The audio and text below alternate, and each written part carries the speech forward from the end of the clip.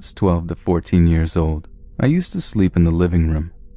My brother and I fought too much when we shared a room. My parents promised they'd build onto the house eventually and give me my own room, but it couldn't wait. I moved all my stuff into the living room. The living room was at the front of the house, near the street. The street wasn't a busy one. We lived in the mountains. We were far away from civilization. But it was paved, so people drove by occasionally. It's a pretty safe area and almost no one ever walks by there. It was the middle of the summer, and we never had an air conditioner in the house. We used to leave all the windows open all day and night instead. It's not safe to do this, but it actually kept the house pretty cool, even during the day if you use fans as well. And because hardly no one ever passed by there, and there was pretty much no crime in my area, we assumed it was safe. Anyway, everyone was in bed and I was trying to go to sleep. All the windows were open, including the one that faced the street that was less than a foot away from my head. But I couldn't sleep. I got this really creepy feeling, like someone was watching me through the window next to my bed. I hadn't heard a noise, so I was pretty sure I was overreacting. I was about 13 years old during this time, and I was a scaredy cat, easily frightened in the dark. So I figured it was just something I had to shrug off. My mind was playing tricks on me. But I couldn't, so I covered my head with the blanket, so if someone was staring at me, they couldn't see me anymore. I know it's ridiculous logic. The window was open, so they could do all kinds of creepy things to me, much worse than staring. But all I was frightened by was the thought of eyes watching me during that time. I just wanted to block out the eyes from seeing me. My heart kept going faster though. I still felt uneasy and I could feel my breathing becoming labored. I kept trying to tell myself to calm down. I was breathing so fast that I was starting to wheeze.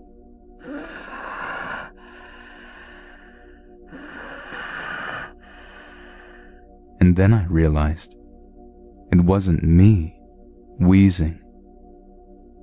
I held my breath, and the deep breathing in and out next to my ear kept going, even though I was no longer breathing. It was rapid and shuddering, less than 12 inches from my face, and I could still feel the eyes still on me. His breathing was so loud now, I couldn't believe anyone could breathe that loudly. I still didn't want to admit to myself that someone might be there, so I just told myself that somehow I had scared myself so badly I was hallucinating someone staring at me and breathing really hard.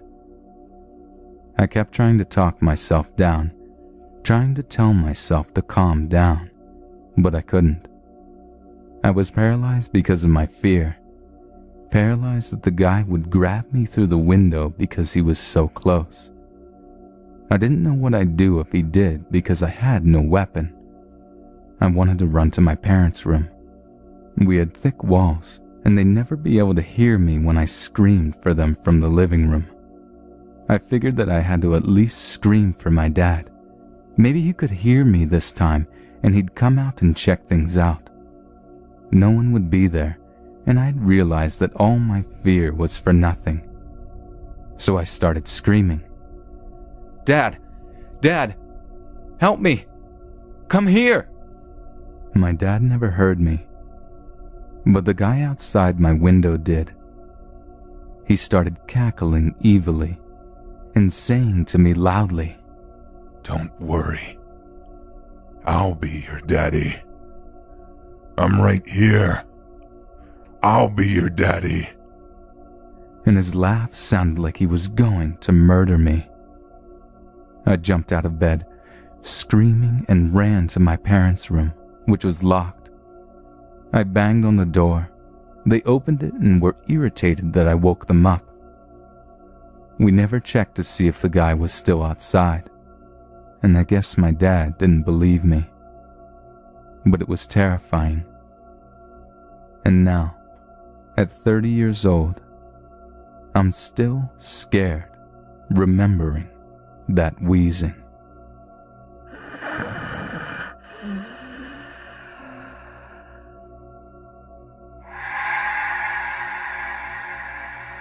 As a teen, there was a place that a lot of people my age used to go to. It was basically a large park, and we could spend our weekends sat there getting drunk. Underage drinking was rife in our area, and there'd be about 40 people from all over the town at this park. Close to the park was a pub and a small shop. Me and a couple of my friends used to sneak into the pub to use the toilet, because no girl likes having to pee outside. It was a Friday and about 9 p.m., pitch black, and I'd been drinking and needed a wee, so I walked to the pub. I'd just come out of the pub and a young couple, maybe about 24 years old, came over talking to me, asking why I was in the pub because I was obviously too young.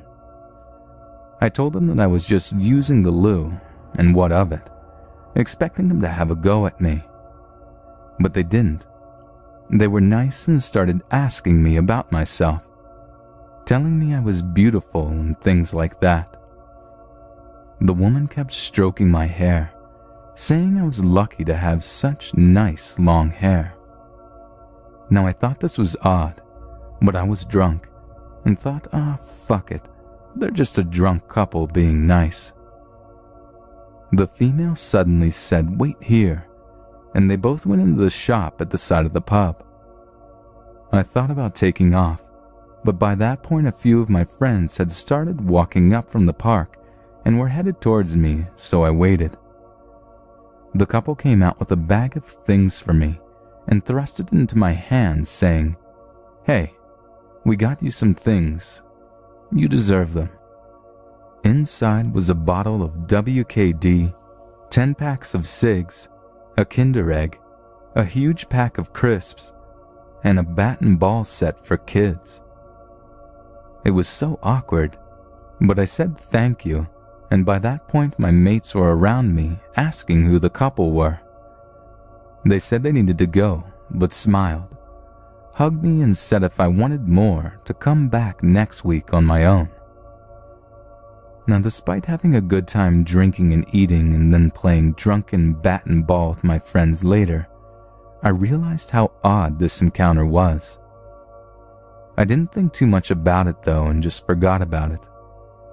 I did see them, but never actually went over to them. I thought they were weird, but week after week I'd see them hanging around outside the pub and shop, always looking like they were just hanging out there. I ended up getting grounded for something and couldn't go out for a month. When I did finally get back out and went to the park, there were all sorts of gossip from the other groups at the park, talking about a girl who had been forced into a threesome with a couple she had met in the area. I never met the girl, but the story was that she met this nice couple who bought her things and ended up offering her a ride home. But they didn't take her home.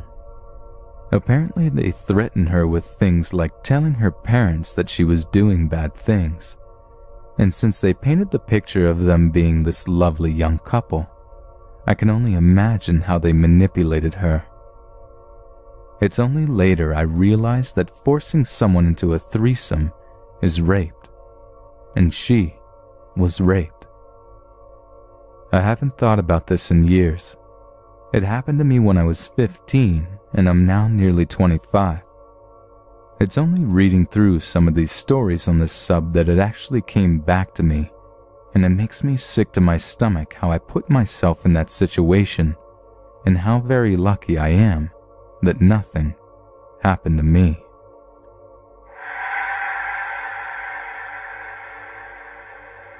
Just a little background check.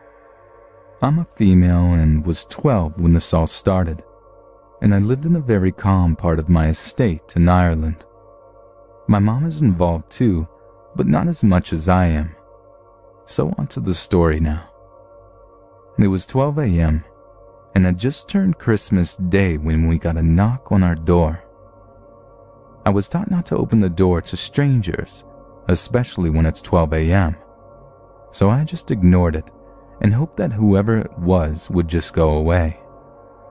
About 3 minutes later, I heard another knock, but this time it was like a huge bang at the door, and I was terrified and didn't know what to do, so by instinct, I went and got my mom to answer. When she answered, this drunk Romanian guy who had a very scary and scruffy beard, and he was wearing a white hoodie, was just standing there and asked, "Can I walk your dog? I have my dog with me, so she'll be fine?" And my mom, of course, said no. I was a bit away from the door, but that's all I heard him say. My mother kept politely asking for him to go away, and when she had enough, she closed the door very quickly. The next morning, I was sitting having my breakfast, and my mom brings up the incident to my dad. So, me being me, I started eavesdropping and took off one of my headphones. I was really scared because that's the guy who stalks me in the bushes while walking Molly, our dog. When she said that, my heart sank so deep into my chest that it started to hurt. So you'd think that's the end of it. No, it wasn't. Fast forward 3 years and I'm home alone watching TV upstairs in my room, when I had just had this sudden urge to look outside my window. And let me tell you, I was terrified. The same man was standing in my empty driveway, looking up into my bedroom. I got so freaked out and without hesitation immediately closed my curtains over. No more than 10 seconds later, there was a huge bang at my front door, and I hear the handle being played with, and I was fucking paralyzed. When he finally stopped with the door handle, I heard the windows downstairs shatter into shards, and I heard him climb in. I sprinted into my bathroom and locked the door behind me, bringing my phone with me. I hear really fast thumps go up the stairs and hear my bedroom door open, and once he realizes I'm not there, he immediately goes for the bathroom door handle. He starts trying to kick the door down and was screaming that he would rape and kill me. I called 999, and within 5 minutes I hear, "Put your hands up! Do it now!" I was so fucking terrified that it took me almost 30 minutes to get out of the bathroom. The officer told me that he had a backpack, and in there they found dildos, condoms, a rope, a gag, bleach, and a meat cleaver. I want to add that if the officers had arrived 5 minutes later, then I don't know what would have happened to me, as within 5 kicks he would have kicked the door down, and I don't know what would have happened to me if he did get in.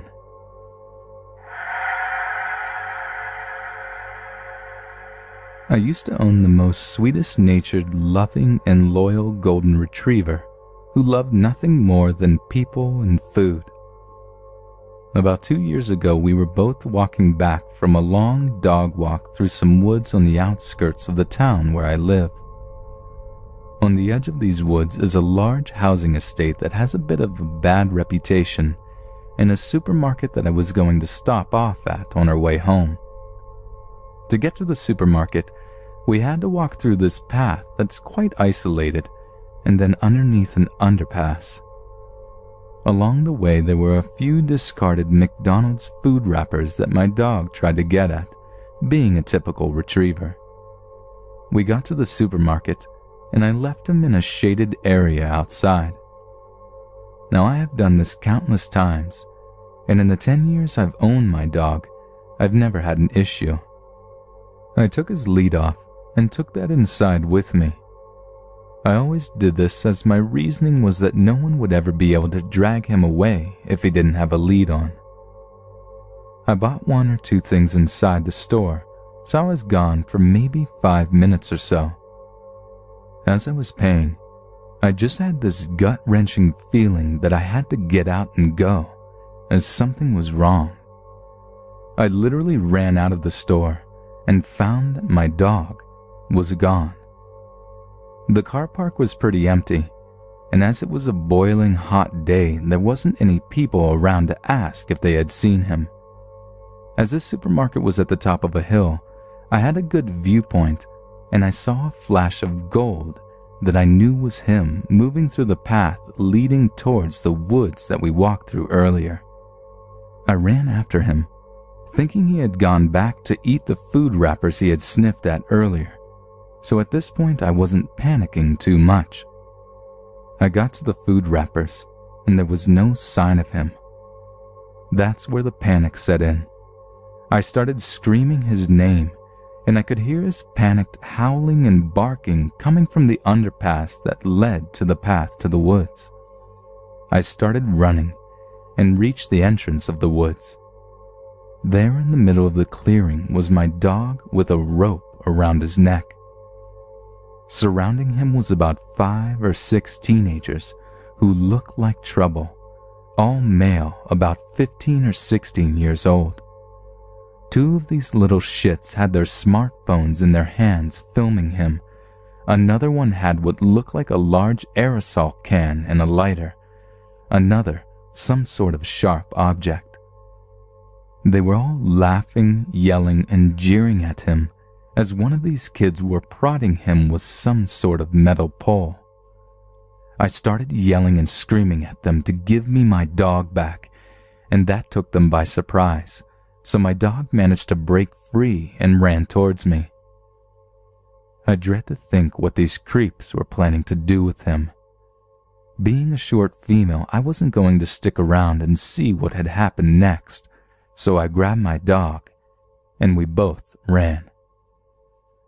I've never forgiven myself for allowing that to happen to my dog, so don't make the same mistake I made, and never leave your dog unattended, no matter how quick you think you are going to be.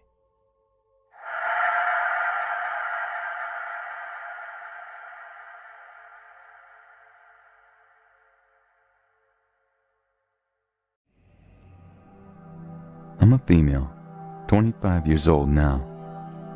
Last year I had just moved into a new neighborhood almost an hour away from where I used to live. The house my boyfriend, Andrew, and I were renting was in the middle of a cul-de-sac facing the road. It's a beautiful, quiet area with gorgeous mountains and trails just a few blocks away. I loved it there. The area I lived in before was significantly more urban. I lived alone in a loft pretty much in the middle of downtown. Of course, it was great because everything was within walking distance, and I could make the train to work and visit great little local coffee shops or restaurants, just your typical city living. I enjoyed it, but was very happy to move for several reasons. I was paying just a little less than I do now for very little space, and I was craving the quiet of a more suburban setting. But a greater reason for relief was because I had just had several horrible, more than creepy encounters. I had never been a paranoid person. I was naive and thought I'd never have a reason to worry. The area was well lit, and I saw police pretty consistently. But then it all started. One night, I was particularly unnerved. I was walking my dog like I always did, but I felt fear suddenly, like when you're alone in the dark in your house and you run to your room for no good reason but the simple feeling of fear. So, I took a shortcut through some building. It was stupid. It was a short but dark little alleyway full of trash bins and back doors, but it would get me home at least 5 minutes faster. I have a Labrador Retriever, and as all know, in general all dogs are all very aware of their surrounding and can pick up on everything. Halfway down the alley, she kept slowing down and looking back. I started to get really scared. I had to yank at her harness and whisper, "Let's go," several times. I've never seen her be aggressive with strangers or even weird sounds, but she was quietly growling, and I could see the hair on her back standing. When I was reaching the end of the alleyway, I looked back and saw a man in the shadows with what seemed like a rope wrapped around his hand. After I turned the corner, I ran. When I made it inside my apartment, I turned off all the lights and looked out the window. I was on the top floor of a 2-story building. I saw the same man walk up to the doors, but I lost sight of him once he was up the steps. He buzzed my apartment. I stood there for a while thinking it'd be best not to try to speak to him. He yelled out, "I found your wallet, you dropped it. Can I come give it to you?"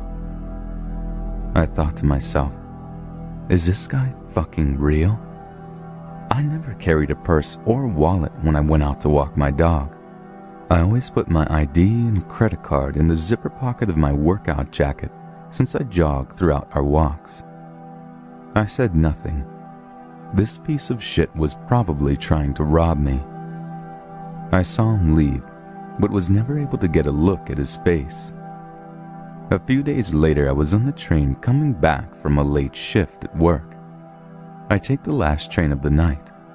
It was 11 p.m., and 2 stops before mine, a man came inside and sat right behind me, which was strange, seeing as there were literally at least 24 open seats, but he seemed distracted by his phone, so I thought nothing more of it. When I got home, however, I panicked. I was putting my hair back to wash my face before bed when I felt a huge, thick chunk of my long hair was missing from the middle. Someone made a blunt cut straight across, about 5 inches up. That morning, I had simply brushed my hair and kept it down so I hadn't had a chance to notice anything.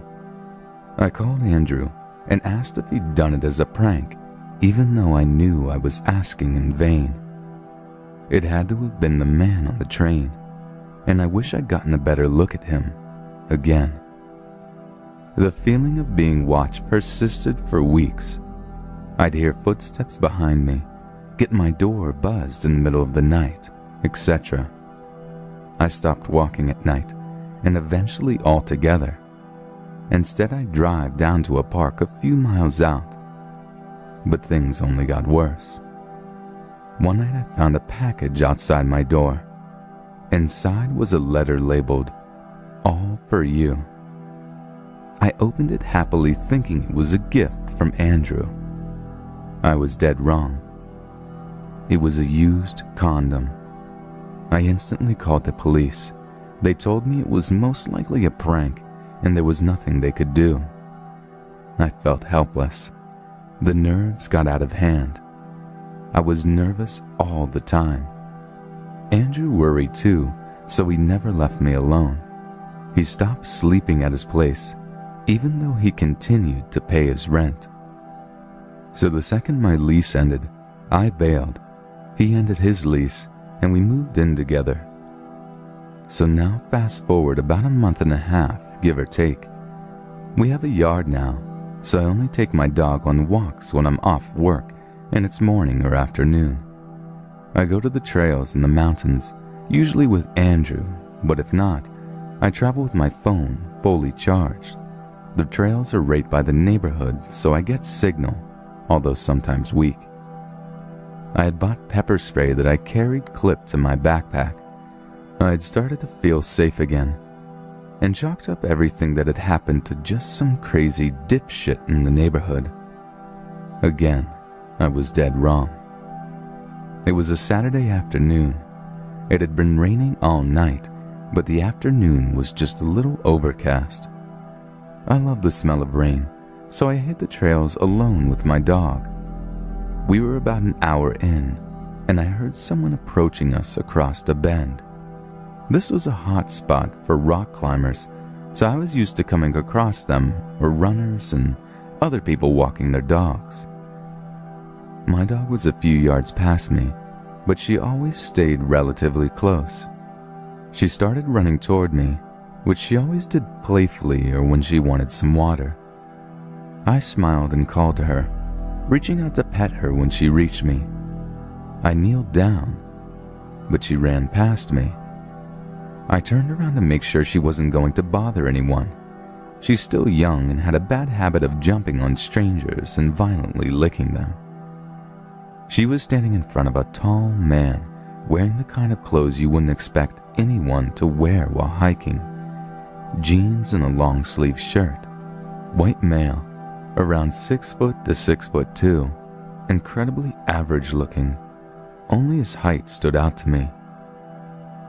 Instantly, I felt strange. My dog was just looking up at him, standing straight. He looked at me as I approached him. "Sorry," I said for no reason and pulled her toward me. I smiled at him and turned away. "Have a good one," I said as we walked away. I was having a hard time getting my dog to turn and keep walking. "Did you like my gift, you cunt?" I froze. I felt the cold shiver of terror crawl up my entire body. I thought, I can run up toward the mountain, or I could try to get past him and run home. Before I could decide, he was approaching me. I let go of my dog, who was now standing still again and growling. I turned to him and reached behind me for my pepper spray. As I unclipped it, he lunged at me. I fell to the ground, hard, with my arms still behind me. I felt it bend at the shoulder a way it shouldn't. With a forearm pressed across my chest and his right hand over my mouth, holding my chin closed tight with his thumb, I squirmed and pushed to get myself free, but he was too heavy. My dog was running around us, barking and crying in a high-pitched tone I'd never heard before. I started praying someone would hear us. I saw her bite at his back and nip at his head, but he didn't even flinch. She ran up and down the trail, barking louder than before. It amazes me how fear like this turns your entire body to survival mode when you manage to get past the panic. I felt paralyzed. For several moments I thought the weight of him on top of me would break my ribs, and I couldn't breathe. After the initial shock, I realized my left arm was free. I felt a stinging pain on my right shoulder. It's broken, I kept thinking to myself. He was kissing my face and smelling my hair and saying things under his breath I couldn't understand. I could feel his penis pressing against my leg. "Be a good girl for me. Okay, baby? Okay?" I told myself to calm down. I begged myself to just calm down and think. I stopped fighting. I patted around for a rock with my left hand. He softened his grip on my chest and moved his hand from my mouth, so I stopped moving my arm, hoping he wouldn't notice it was free. "You want it so bad, don't you, baby?" He reached down my shorts, sliding his hand up my leg and grabbing my hip tight. He buried his head into my neck, licking me and groaning. This was my shot. I grabbed a rock about the size of my palm, not very large, but it felt sharp and I needed to act quickly. I hit the rock against the back of his head, simultaneously rolling as he slid to my side. I rolled on my injured shoulder and crawled on the dirt and rocks as fast as possible. He screamed and pressed his hands on the back of his head. I ran faster than I knew I could. I didn't look back. I could hear my dog still barking, and I heard another scream. As I ran, I could hear my dog catching up to me. I was afraid to slow down to reach into my backpack for my phone, so I just ran and didn't stop. It took me what seemed like an eternity to run back to the start of the trail. My dog was with me. When I looked down, I saw blood on her nose, mouth, and neck. I feared she was injured. When I approached my parked car, I saw a man getting out of his. "Please, call the police!" I screamed at him. "Please!" He looked terrified and reached into his pocket. When he looked down at my dog, he fell silent for a moment and looked at me. I grabbed her to check for wounds. She was perfectly fine. When the police got there, they found him about 2 miles in, sitting in blood. My dog had torn into his calf, most likely preventing him from running after me. He was arrested and charged. They found his car near my home. He'd been stalking me that entire time. He is now serving a 16-month sentence. 16 months. It wasn't rape, and he had no priors. His little gif hadn't been taken into evidence, so they couldn't prove the stalking. In the end, I feel thankful for my dog, and just pure lucky I was able to act, to fight for my life. No one should ever have to go through something like this. We know there are sick people out there, but we never think we will be unlucky enough to come across one. For months I couldn't sleep. I had torn tissue around my shoulder, so work was hard. I hated being alone, but didn't know how to behave around people. I was only ever content when I could just cuddle up with my dog and sleep and watch reruns of my favorite shows and movies. Slowly though, things have gotten better, and I changed my perspective. I felt proud of myself for fighting instead of beating myself up about what I could have done to prevent this or what I'd done to deserve it. I reminded myself of how lucky I was that I hadn't been raped. I sleep better now and have started running again. After surgery and a bit of rehab, my shoulder is doing better. Fear only creeps back in when I think about what will happen when he is released. I like to imagine he'll let go of whatever fixation he had, but part of me knows better. I'm in the process of moving from the home I love so dearly. I've decided to get my master's in English. I always thought I'd stop with my bachelor's, so I'm moving to a different state for school. Andrew found a job and is coming with me. He helped me through everything and was understanding the entire time. I'm moving forward with my life, not running away. The best thing we can do for ourselves when someone comes into our lives and takes something away from us, whether it's our sense of security, our happiness, any piece of us, is to fight and never let them break your spirit or your soul.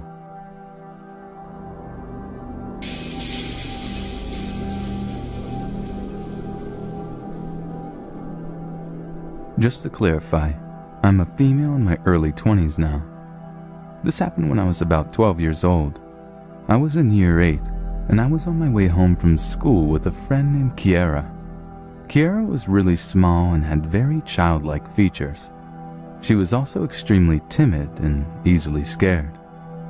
We decided to take a quick detour to the local supermarket for a drink and some snacks. Although this was frightening at the time, I am glad I made that detour, and you will understand why very soon. We got into the shop and went straight to the sweets aisle. It was fairly empty. There was only me, Kiera, and a young Muslim girl who stood staring at all the variety of sweets. She was smaller than Kiera, and like I said, Kiera was small. If I had to put an age on this girl, I would say she was about 7 or 8. I couldn't see her parents, but just assumed they had told her to choose some sweets and then return to them. I'm a very observant person naturally, and will instantly react if I see someone in danger or figure out what to do if I notice anything suspicious. As we were browsing for sweets, I noticed in the corner of my eye a man who was standing at the bottom of the aisle, staring. I ignored it for a moment, thinking he was just checking what aisle he needed. But he stayed. He didn't move. I shot a glance over to him and tried to work out why he was standing there. The man was also clearly a Muslim, I would say around the age of 30. For a second I figured he must be her father, but something didn't seem right. He was staring blankly at her. I turned to the little girl, then back to the man.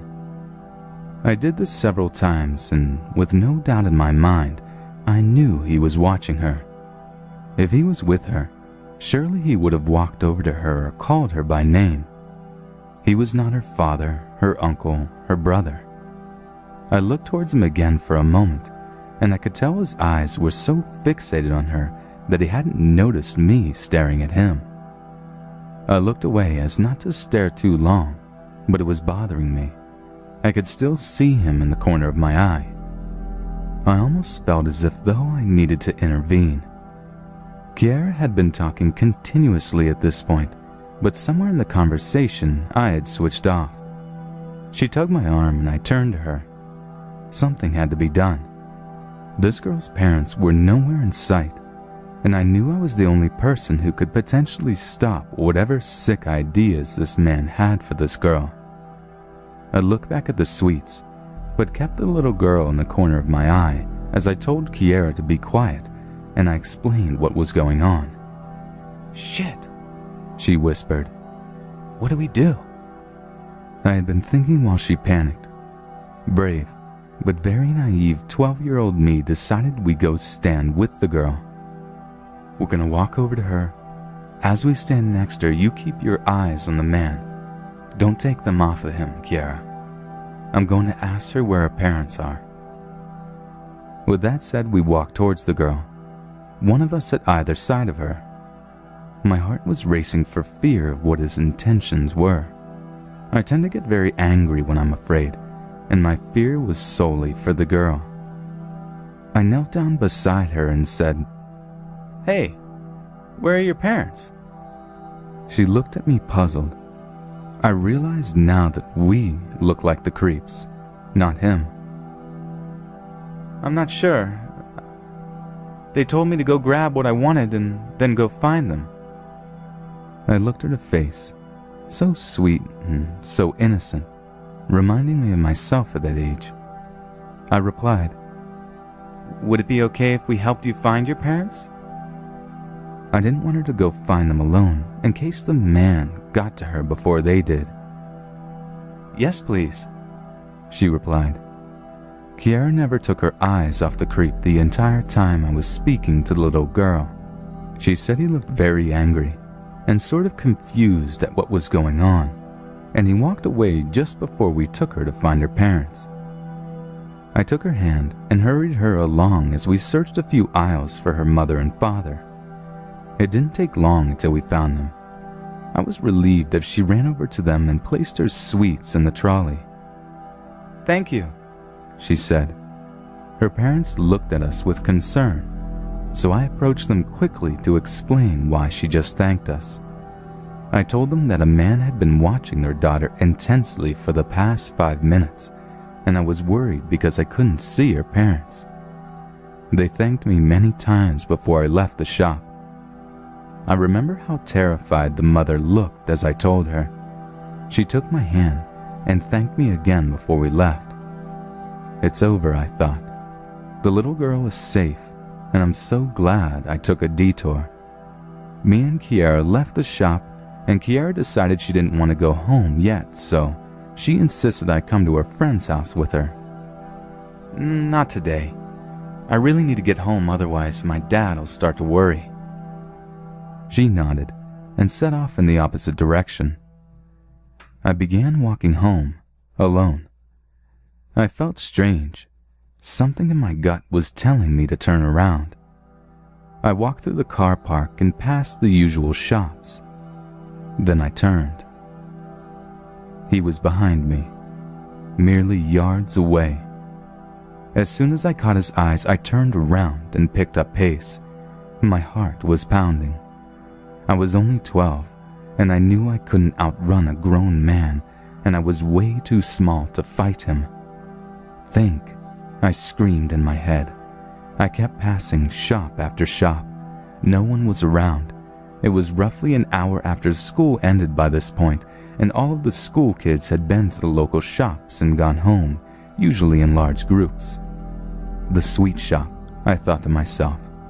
At the top of this path I was on, inside the car park and supermarket complex, was a small sweet shop, Nearly all of the kids from school flocked there after school ended for their cheap sweets. I knew there was a security guard inside. He was always there. He watched out for the kids stealing sweets. If I can get to the shop before it closes, I'll be safe, I thought. Yet it closed early on school days as the only customers were us kids. I was hoping for dear life the shutters weren't down. I knew if it was closed, I didn't stand a chance. My route home was simple, but not so much if you're being chased. After I passed that shop, I had to turn right under a bridge, then climb large stone stairs to walk over the bridge, to then walk up a large hill to get home. I didn't stand a chance. Not to mention that I had severe asthma that was made worse when I was panicked or nervous. I picked up as much pace as possible without running. I didn't want him to think I was aware that I was being followed. He was walking at a steady pace, but keeping his eyes glued to me. Suddenly, as I was about to reach the shop, I saw the security guard. He stepped out of the shop just as I reached it. I scurried over to him and told him everything that was going on. I told him what had happened in the supermarket and that he was following me. I felt my heart pounding as the man slowly creeped closer. I have about half a mile to walk. Please. He cut me off. He looked angry. Go on. Don't stop walking. I'll stop him and keep him here as long as I can. Don't look back. Just move as fast as you can. I ran around the corner and heard the security guard say, "Hey, stop!" I then speed walked as fast as my legs could carry me over the bridge. His voice faded as I walked further.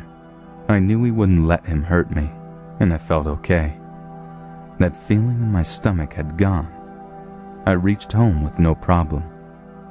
I never told my dad or grandparents, but like I said, I've always been cautious, and even if I put myself at risk, I'm glad I was able to help that little girl.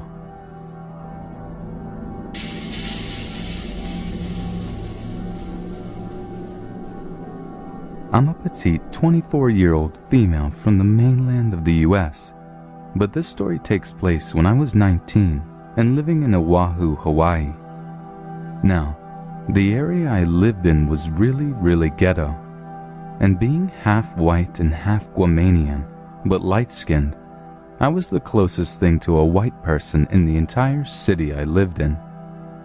Whenever I told a local where I lived, they gave me a funny look, like I was crazy or lying. This is relevant, I swear.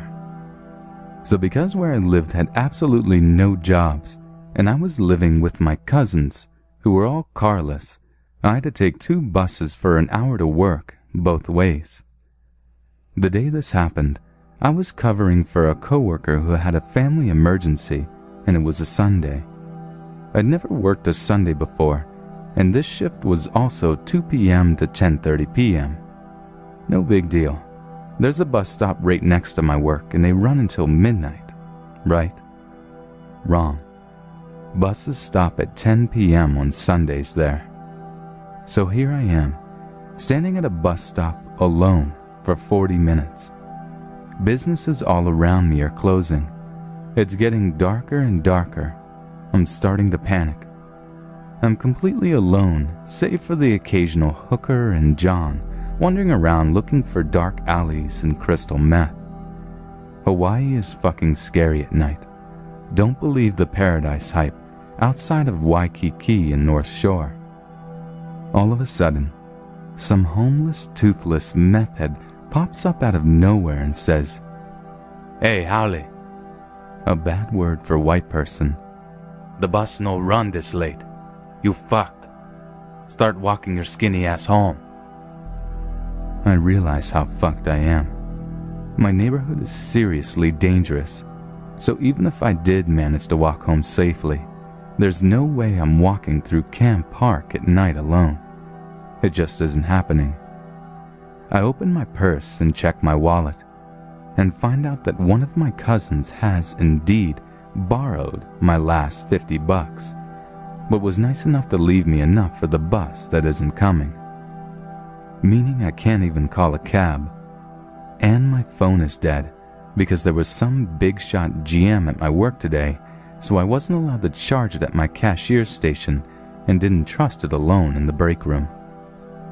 As I'm internally having a fucking breakdown, a taxi cab pulls up in front of me, windows down.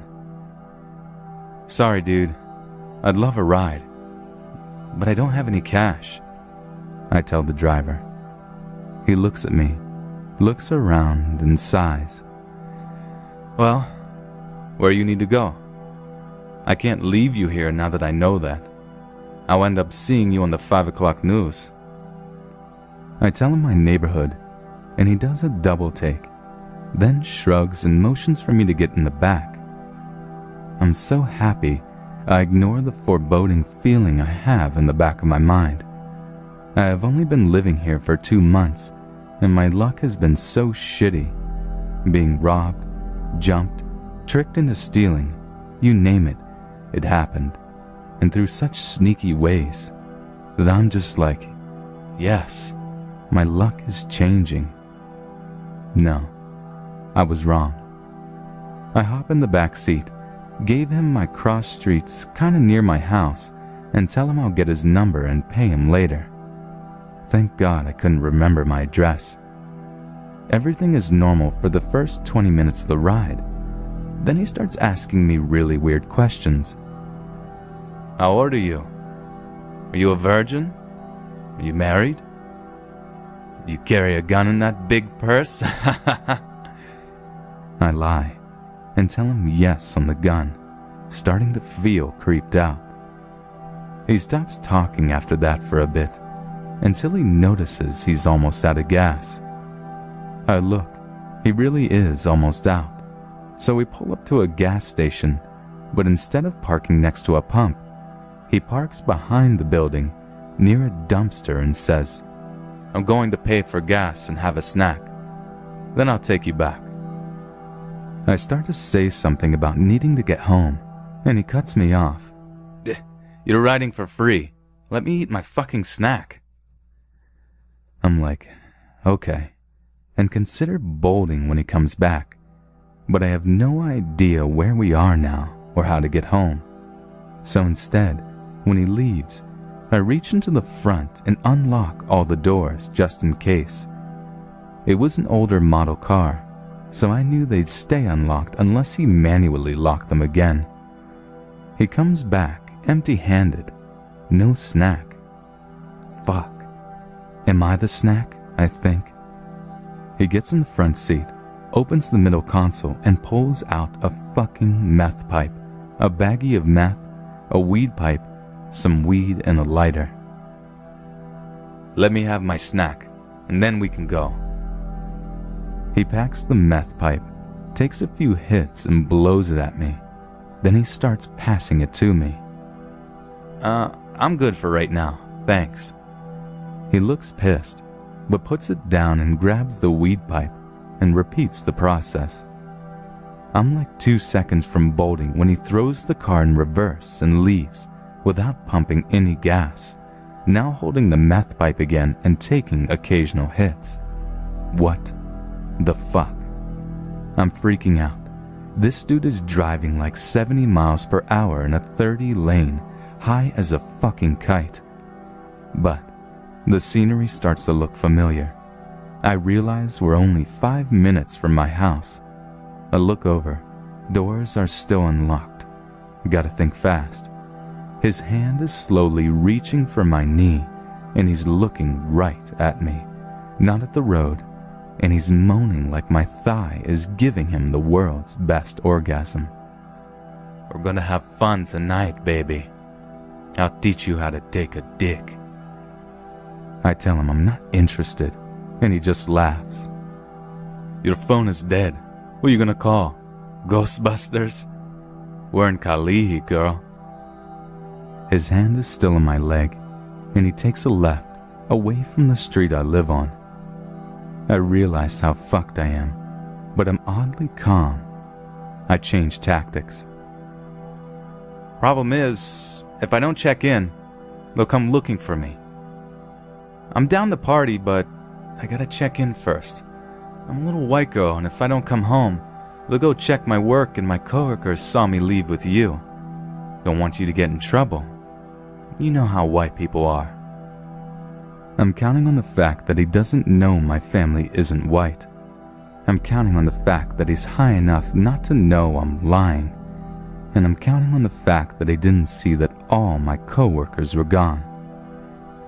He gives me a weird look, then hands me the meth pipe. Okay, Holly girl, let's party. I hold the pipe to my lips, waiting for him to look towards the road and emulate what I saw him doing, turning it to the side while lighting it. I produce a tiny bit of smoke, don't inhale, and immediately blow it out, hoping to God I don't get fucking high and I never have to explain why there is meth in my system if I do get high. You're fucking burning it! He gets pissed and grabs the not hot end of the pipe from me. Wasting my fucking dinner. I'll show you how to do it right. He takes a hard right, and I realize he's headed for the cross streets I told him. My vision is a little fucked.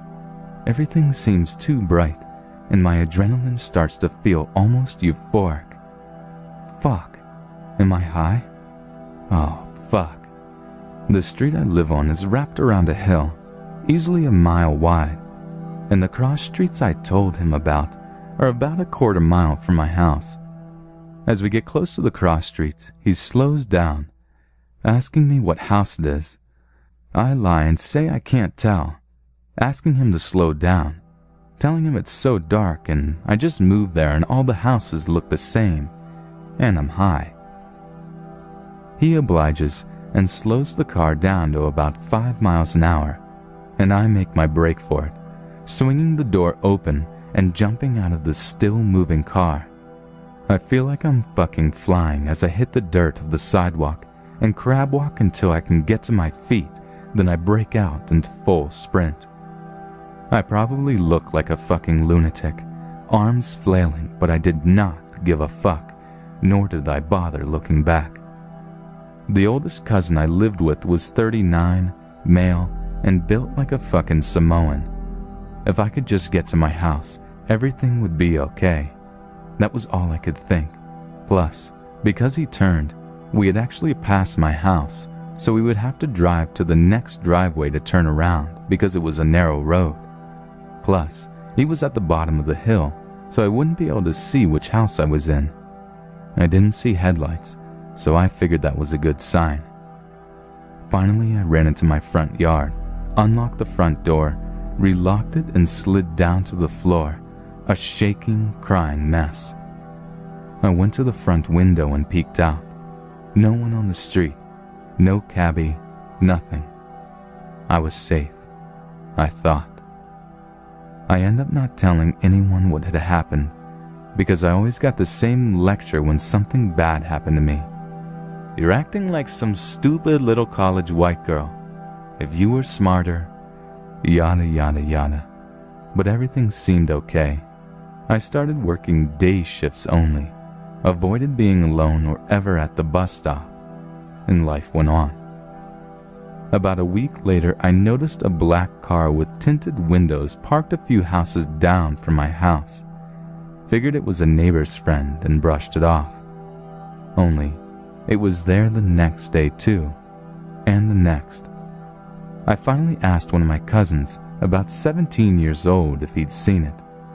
He said it showed up around 6 every day, which is when I would get home from work, and I started freaking out. Finally, I broke down and told my giant cousin what happened, leaving out the meth part. Surprisingly, he didn't lecture me. He felt bad that I felt I couldn't come to him for support, and apologized for riding me so hard about being from the mainland, and he said he'd deal with the black car. The next day, my cousin's son picked me up from the bus stop near the house on his moped. We noticed the black car following us, but acted like we didn't. We pulled up to the house, and as soon as the black car parked, out came my Samoan-built, muscle-bound cousin with a metal baseball bat taking practice swings as he approached the car. It reversed halfway down the street, hit a fence, jumped a curb, turned around in the front yard, and was never seen again.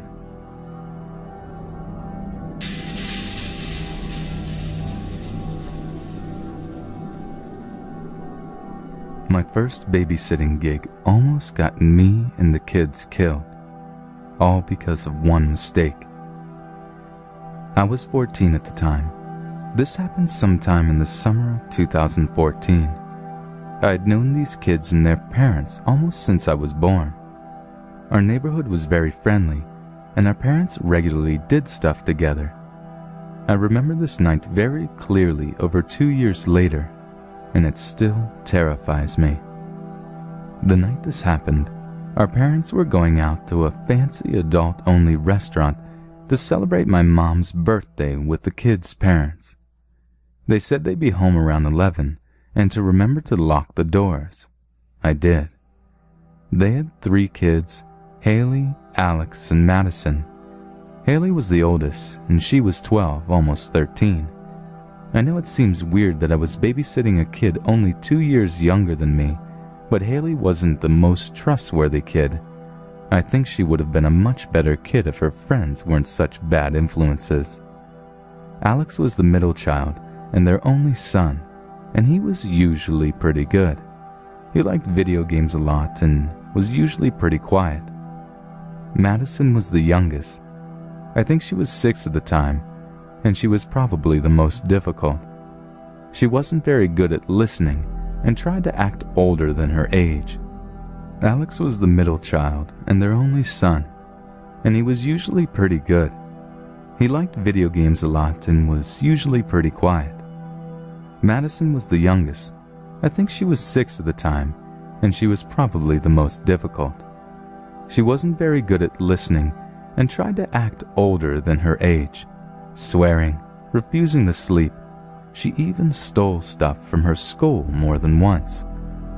Our parents met up and left around 7 p.m. I thought this was a pretty great deal, since I was pretty close with these kids. They were usually pretty good for me, except Madison and sometimes Haley, so I figured this night was just an easy $60.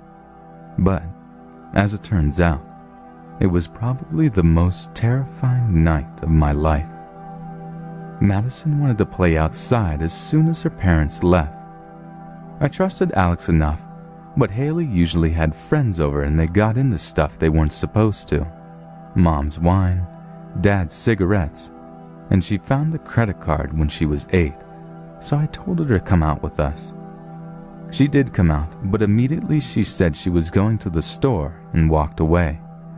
I started to chase after her, but then Madison started to wander into the road, so I just yelled she'd better be back soon or I was calling her parents. I got Madison into the yard, and we just played dolls for a while.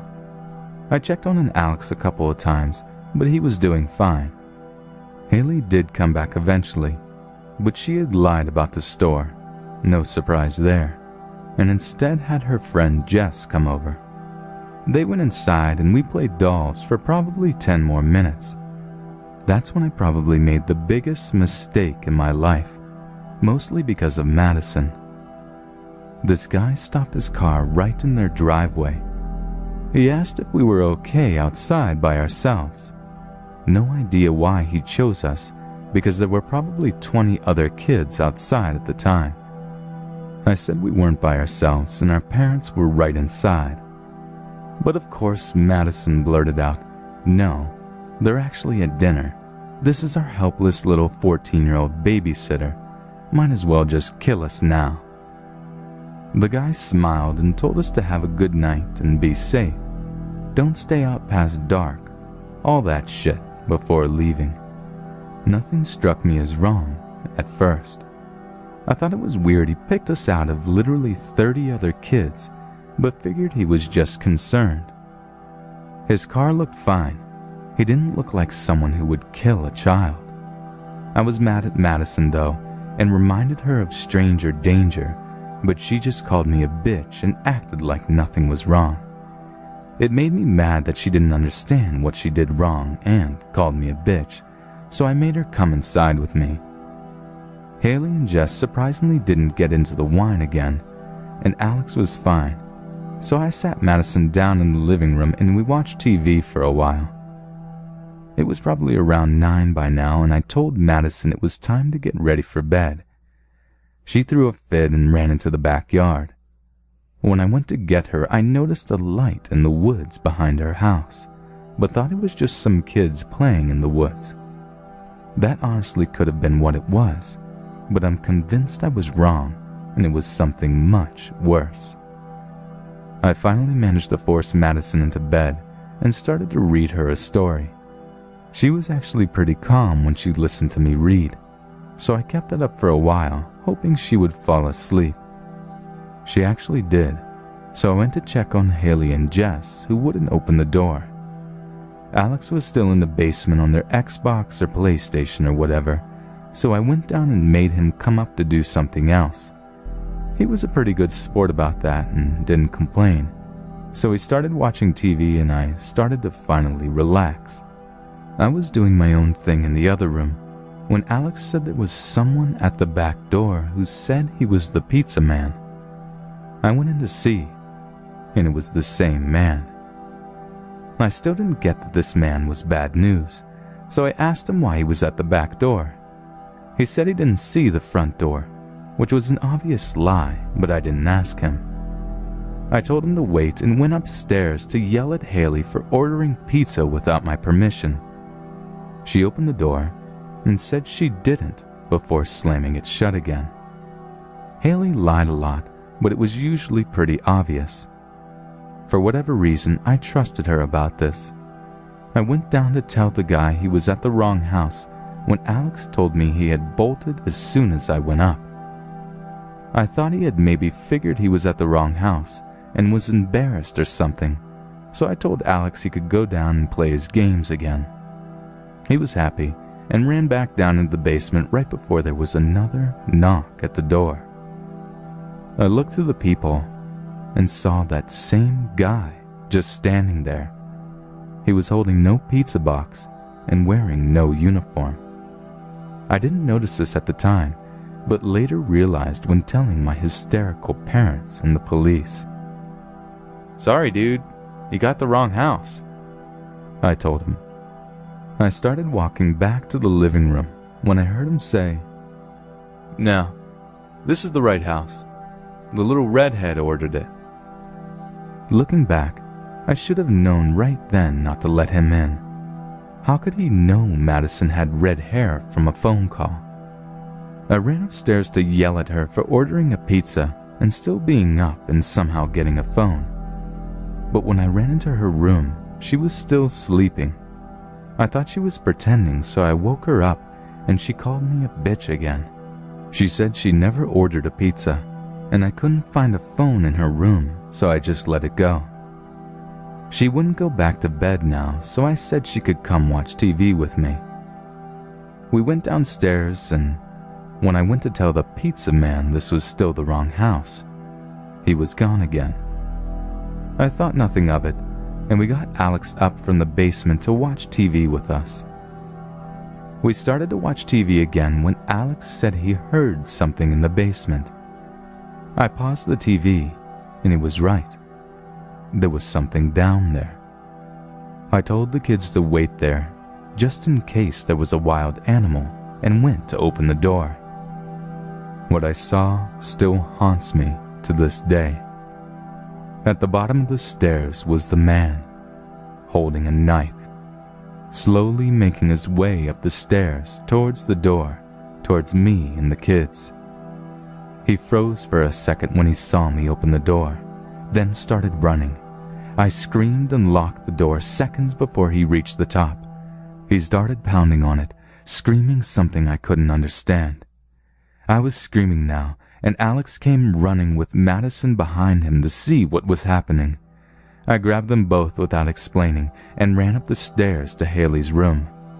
She must have heard all the commotion and heard me crying because she didn't hesitate to open the door this time.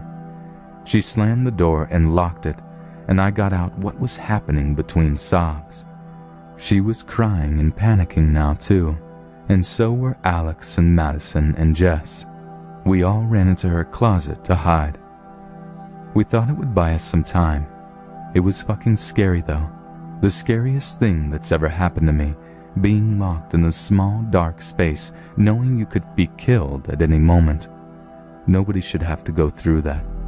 That was the most terrifying half hour of my life. We were all quietly sobbing, and we could hear pounding downstairs, and then it suddenly stopped. We were even more scared now, thinking he had broken the door and was on his way to kill us. But it was actually her parents, coming to save us. The guy must have heard all four of our parents and realized he couldn't take them all on. I guess he ran off into the night, because they didn't see him or even know about him till we told them what had happened. I'll never know what happened for sure because they never found him. Sick fuck escaped into the night. Our parents were screaming our names when they realized what had happened downstairs. He actually had busted down the door and had ripped apart the living room and kitchen looking for us. If they had arrived any later, I might not be alive to type this today.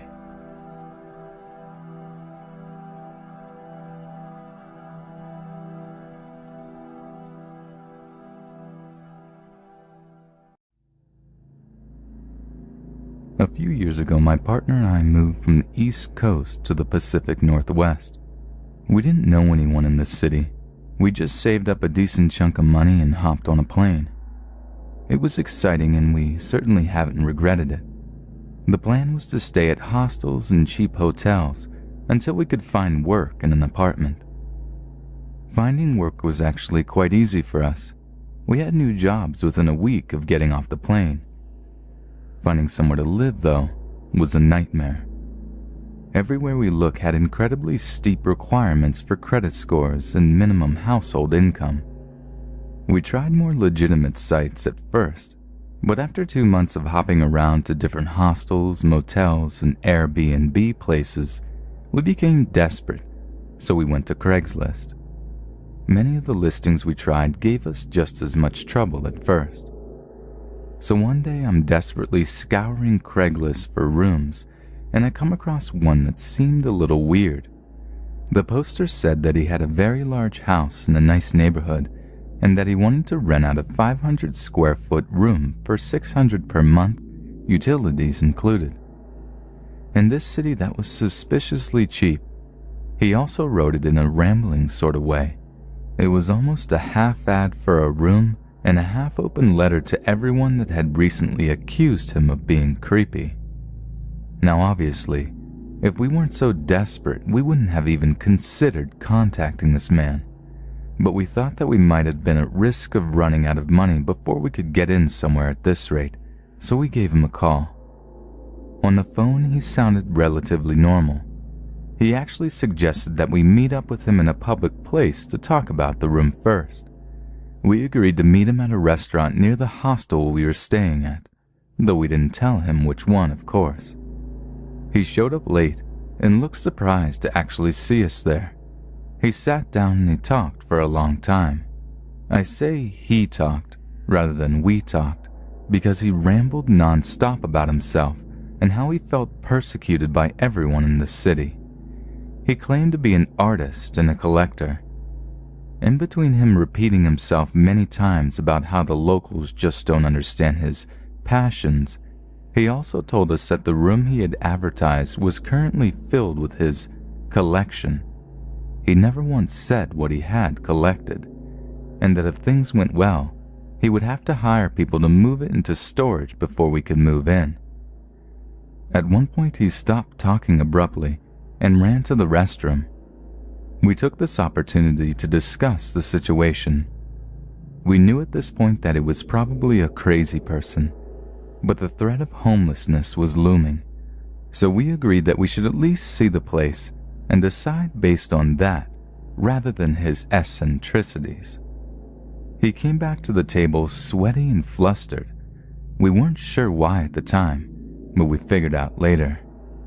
Before we could say anything, he blurted out, "I want to show you the apartment right now." We were surprised by this, but we had just discussed seeing it, so we agreed. I asked him to text me the address and that we would take public transportation and meet him there. He insisted that he drive us there since we didn't have a car. Now, we were obviously hesitant to get in his truck. It was obvious even to him, I think. But the previously mentioned desperation was still a thing, and we were pretty sure he wasn't going to try to hurt us. We were right, but it was still a bad decision in retrospect. So we crammed into the front seat of his tiny, rusty, ancient-looking pickup truck. My partner was pressed up against the door, and I was uncomfortably close to the driver as he continued his babble about how this city had gone downhill and how everyone he used to hang out with shuns him these days. At one point I whispered to my partner to get ready for a possible tuck and roll situation. He saw me whispering, but couldn't hear me over the wind roaring through the cab of the truck. One of the windows was broken out, really added to the vehicle's charms, and he said something about how we were romantic together and that he envied our youth. We arrived at his house minutes after that. He had been technically honest up to this point. His neighborhood was decent looking, and his home was a pretty large one-story ranch house. I noted out loud that he had bars on all of his windows and several locks on his front door. He said that his collection was very valuable to him and he was just protecting it from thieves. Once he let us in, I made a point of urging him ahead so that he couldn't have a chance to lock the doors behind us. We very quickly noticed three things: his art, his collection, and the smell. The man's method of art, of which he was very proud, was apparently to take lots of innocent childlike things, baby dolls, stuffed animals, ceramic figurines, children's toys, and attach dildos to them. One of the most notable pieces being the one he referred to as his unicorn. It was a ceramic horse figurine that he sloppily sawed the head off of and replaced with a baby doll's head and added a hand-sculpted clay penis as the horn. His collection consisted mainly of rubber, plastic, and latex clothing and gas masks. Both his collection and his art was everywhere.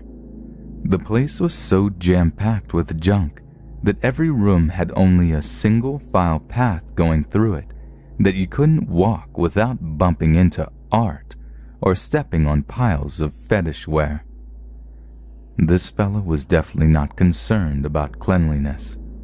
This place reeked of mildew and moldy rubber.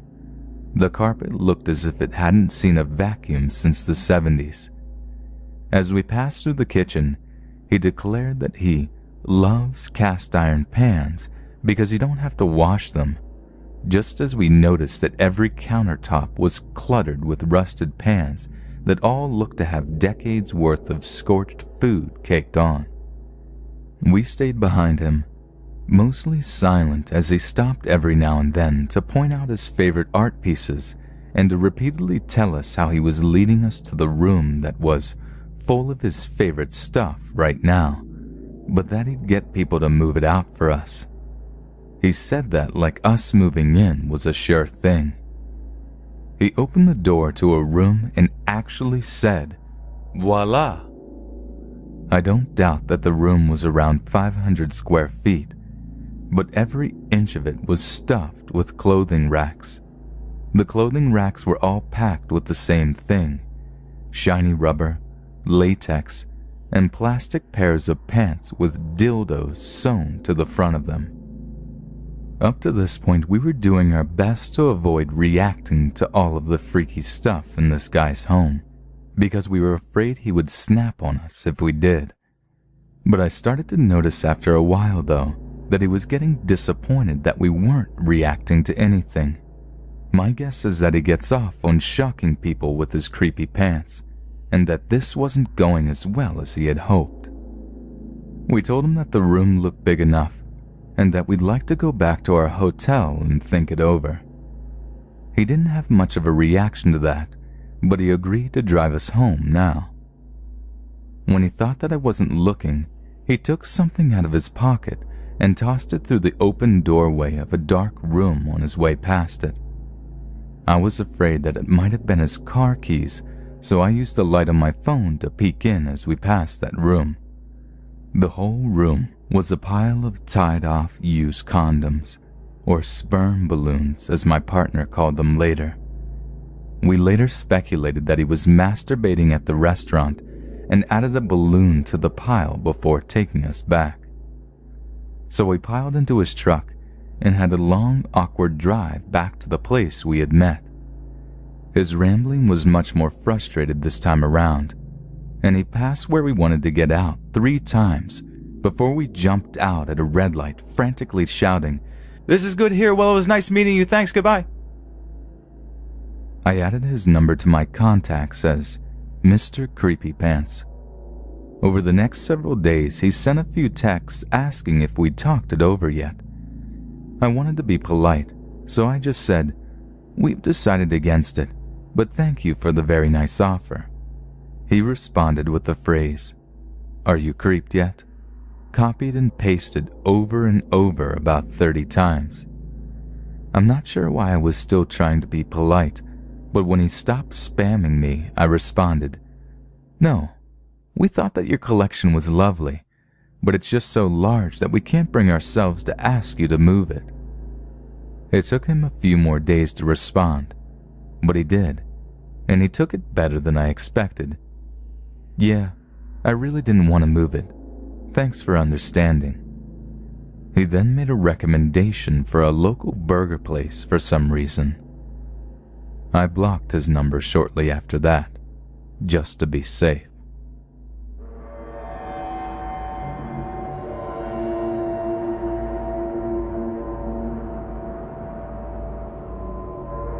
Just to give you some backstory, this happened when I was 19. I was working as a waitress at this shitty dive bar in a smallish town in Wisconsin. It was the kind of place where the same people came in night after night and all the workers knew who everyone was. So, I'm a very shy and timid person, and I figure that getting a job as a waitress would force me to be a little more social. I made friends with one of the bartenders, whose name was Chris, and on this particular day, Chris and I worked the same shift. So Chris decided to stay after he got off and hang out with this girl he liked, so I decided to do the same. Then this man walks into the bar and he looks a little off to begin with. Not like the stereotypical creep, but just off. Kind of dishevelled clothes, unkempt hair, seemed to be about middle age, etc. So he walks up to the bar, orders a drink, pays, whatever, perfectly normal. Chris and I were playing pool and the guy walks up to us and starts talking. Chris recognises him because apparently he's been in the bar before, and he was very short and curt while talking to him. The guy eventually walks away and Chris tells me about how annoying he was when he was in the other day. I shrug it off and continue playing pool until Chris decides to sit next to the girl he likes. Then the guy comes back over to me. Now, along with being shy and timid, one of my fatal flaws is being over polite. I always listen to whatever someone has to say because I don't want to be rude. He introduced himself to me and said his name was Joshua. He then starts telling me about how he grew up in Jamaica, came to America, blah blah blah. The entire time, I'm just sitting there politely nodding away. Then he asked me if Chris was my boyfriend. This immediately triggered warning bells in my mind. Chris and I had an agreement that if I ever felt unsafe or creeped out, I could just say he's my boyfriend and he'd play along. He's a pretty big guy, former military, always has his concealed carry weapon on him. Working in a bar, arrangements like this are kind of necessary. So, of course I told Joshua that he was. At this point I started to notice his stare. He was staring at me so intensely, and his eyes looked dark and empty. He started talking about how he believed in free love or whatever. This is when I noticed he was standing uncomfortably close to me. Then he says to me, "Do you like him because he can lick your pussy good?" I was so taken aback, I had no idea what to say. I mean, he continues with saying, "Let me take you to the bathroom, I can show you how a real man fucks a woman." At this point, I was so startled that I just muttered something and ran back over to Chris. I looked back at Joshua and he was still staring at me, but somehow looked even more ferocious than before.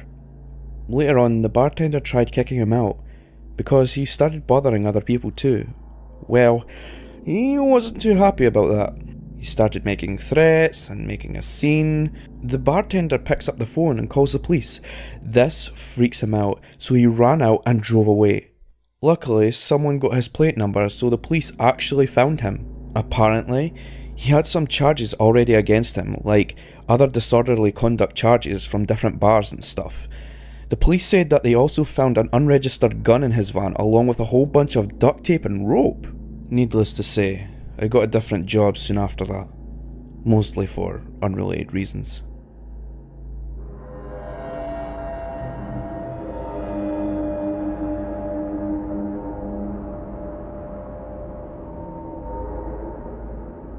I'm a proud Floridian. At the time of the story, in the early 2000s, I was going to college in South Florida and lived with my family in my hometown in the Florida Panhandle. It's about a 7-hour drive up through Central Florida to get between the two places, so I mostly only went for the holidays.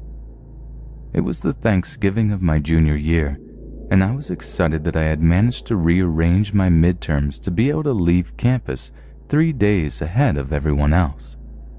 I was expecting to beat the masses of traffic and was hoping for a quick trip back home. My roommates wanted to have a last meal together before we all left for break, so I ate in the campus dining hall around 4 p.m. and set off on my journey around 5:30. Around 10 p.m., I had just passed my 2/3 mark, where I always stopped at this little mom and pop's type of diner by the side of the highway to grab a snack, use the restroom, and call my dad to let him know I was okay. I didn't have a cell phone yet.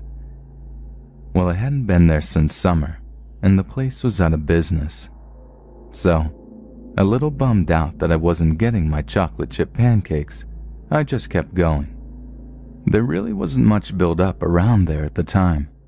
So when I saw signs for a rest stop in, of all the places on God's green earth, some bumfuck town called Alachua, I went for it. So I went and parked directly under the streetlight for safety and used the facilities, called my dad, etc., etc. I didn't see anyone else there, except for a very exhausted-looking woman who approached me asking for directions, saying she was with her husband and 2 small children from Virginia, and they had made a wrong turn trying to get to Disney. So I left the rest area and was walking back to my car when I noticed a beat-up, unmarked, gray or bluish work van parked this close to the driver's side of my '95 Honda Civic. Yeah, okay, I thought. That's pretty weird. It had Florida tags on it, so it couldn't have been the ladies I'd talked to in the bathroom. I distinctly remembered she said she was from Virginia. I turned around and hightailed it back to the rest stop, promptly running into some random middle-aged guy with 2 little boys. Getting to talk to him, it turned out it was his wife I had spoken to, as she emerged from the bathroom a second later, and I felt comfortable speaking to him. I told him what was going on with the van and how I didn't know what to do. He said he'd go check it out, so he left the kids with his wife and strutted up to the driver's side of the van. He stood there for a moment before speaking. His voice awkwardly quivered, but we could hear him yell it from where we were standing about 100 feet away. Excuse me, gentlemen. We already called the police, so I'm going to have to politely suggest that you get out of here. And then he ran back to us, grabbed his wife and his kids, pointed to me with a swift "you," and said, "Come on, let's get in the car now." And we ran together. So there I was, confusedly sitting in the back of the stranger's SUV, while he went and used the payphone to presumably call the police. Meanwhile, the van peeled out of there. Like, I've never seen someone get the fuck out of there quite like they got the fuck out of there. They ran up on the curb on their way out. They burned rubber. It was almost comical. The cops got there and I found out what had happened. The man went to go check out the van, and he could see in it pretty well because I had parked under the streetlight. The first thing he noticed was that all the seats except for the driver's seat had been removed. There was a guy sitting in the driver's seat and a guy sitting in the back, a tarp laid out in the back, and a bunch of other random items back there he couldn't immediately identify. Neither of the guys were reading a newspaper or map or anything. They apparently both were just sitting there. It still makes me sick thinking what they had planned on doing.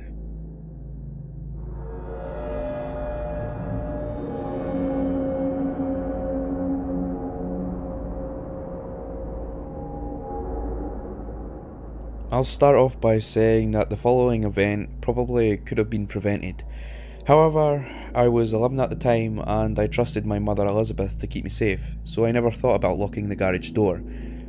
At the time, the key to the padlock door was missing, so the next best thing was to push the lock up so that it almost looked like it was locked. My mother figured that this was good enough, both because the door led into the backyard and because we were in the process of putting up a privacy fence at the time. I thought so too. Now, the layout of the home is a pretty open concept. The garage is accessed through the laundry room, and from there, one can either turn right and enter the living room, or left and enter the kitchen. On the kitchen side, at the end of the connected hall that spans the length of the house, is my room. At the other end, my mother's room. My brother's room and the bathroom are between the two rooms in the hall. One night, my brother was staying with his dad, so the house was much more quiet than it would have been otherwise. It was just my mother and I, and my aunt's golden retriever, Emma.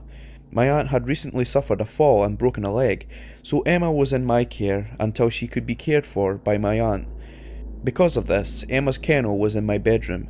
The night was mostly serene, which is why the barking was so startling. I woke up about 2 o'clock in the morning to the sound of Emma going absolutely berserk in her kennel, shaking the sides with her efforts to get out. I got out of bed, went over, sticking my hands through the bars and trying to calm her down and hopefully get her to go back to sleep. She momentarily stops barking, and that's when I heard the banging sounds coming from the garage. Now, as an 11-year-old, I was immediately panicked. I opened my door and rushed down the hall to my mother's room, shaking her awake and explaining that the dog was freaking out, I could hear noises, I was scared, etc. My mother, being not at all suspicious, told me that a raccoon probably found its way into the garage, and Emma could smell it. I figured that she must be right, and I agreed to go back to bed, hoping that everything would quiet down. About 5 minutes later, I was laying in my bed and Emma was still going crazy. The noises that were previously barely audible over her barking were now loud crashing, much too loud for a raccoon to be making. Panicked again, I made my way down the hall to my mother's room for a second time. This time, however, I felt something watching me as I passed the opening into the living room. I turned my head to look, and I was confronted with a figure at least 6 foot tall, standing in my damn living room. In an instant, I was a blubbering mess. I burst into my mum's room and shut the door, shaking her awake again, much to her annoyance, to tell her that a man was in the house. I have never seen another human wake up so quickly. She sprung out of her bed and flew down the hall, letting Emma out of her kennel and rushing through the back door and into the yard, where the intruder had escaped and was darting across our yard. We called the cops after she checked the yard and found nothing but the discarded padlock tossed into the grass. Needless to say, I am still wary about being alone at night, and I always lock the garage door.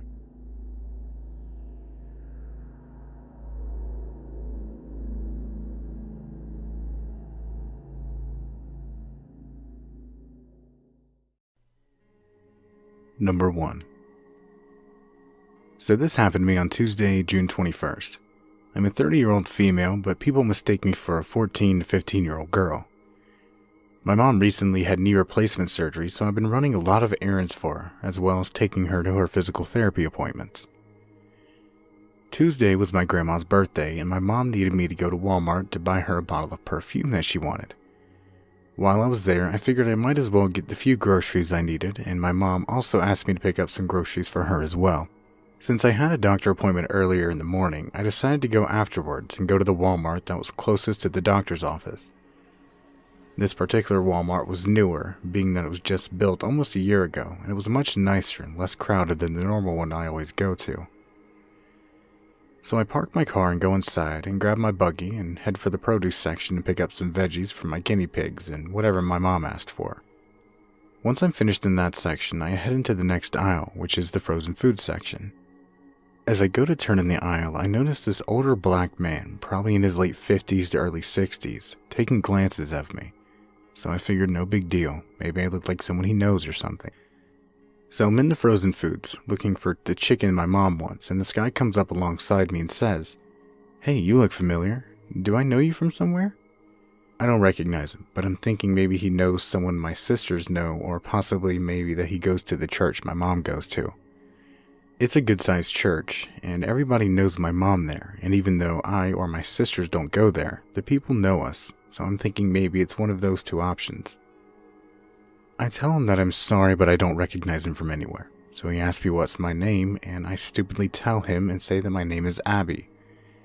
I did so because I genuinely thought he may actually know me, and he wasn't giving off any red flags. Then he says, "That name don't sound familiar. What high school do you go to?" I tell him that I'm not in high school.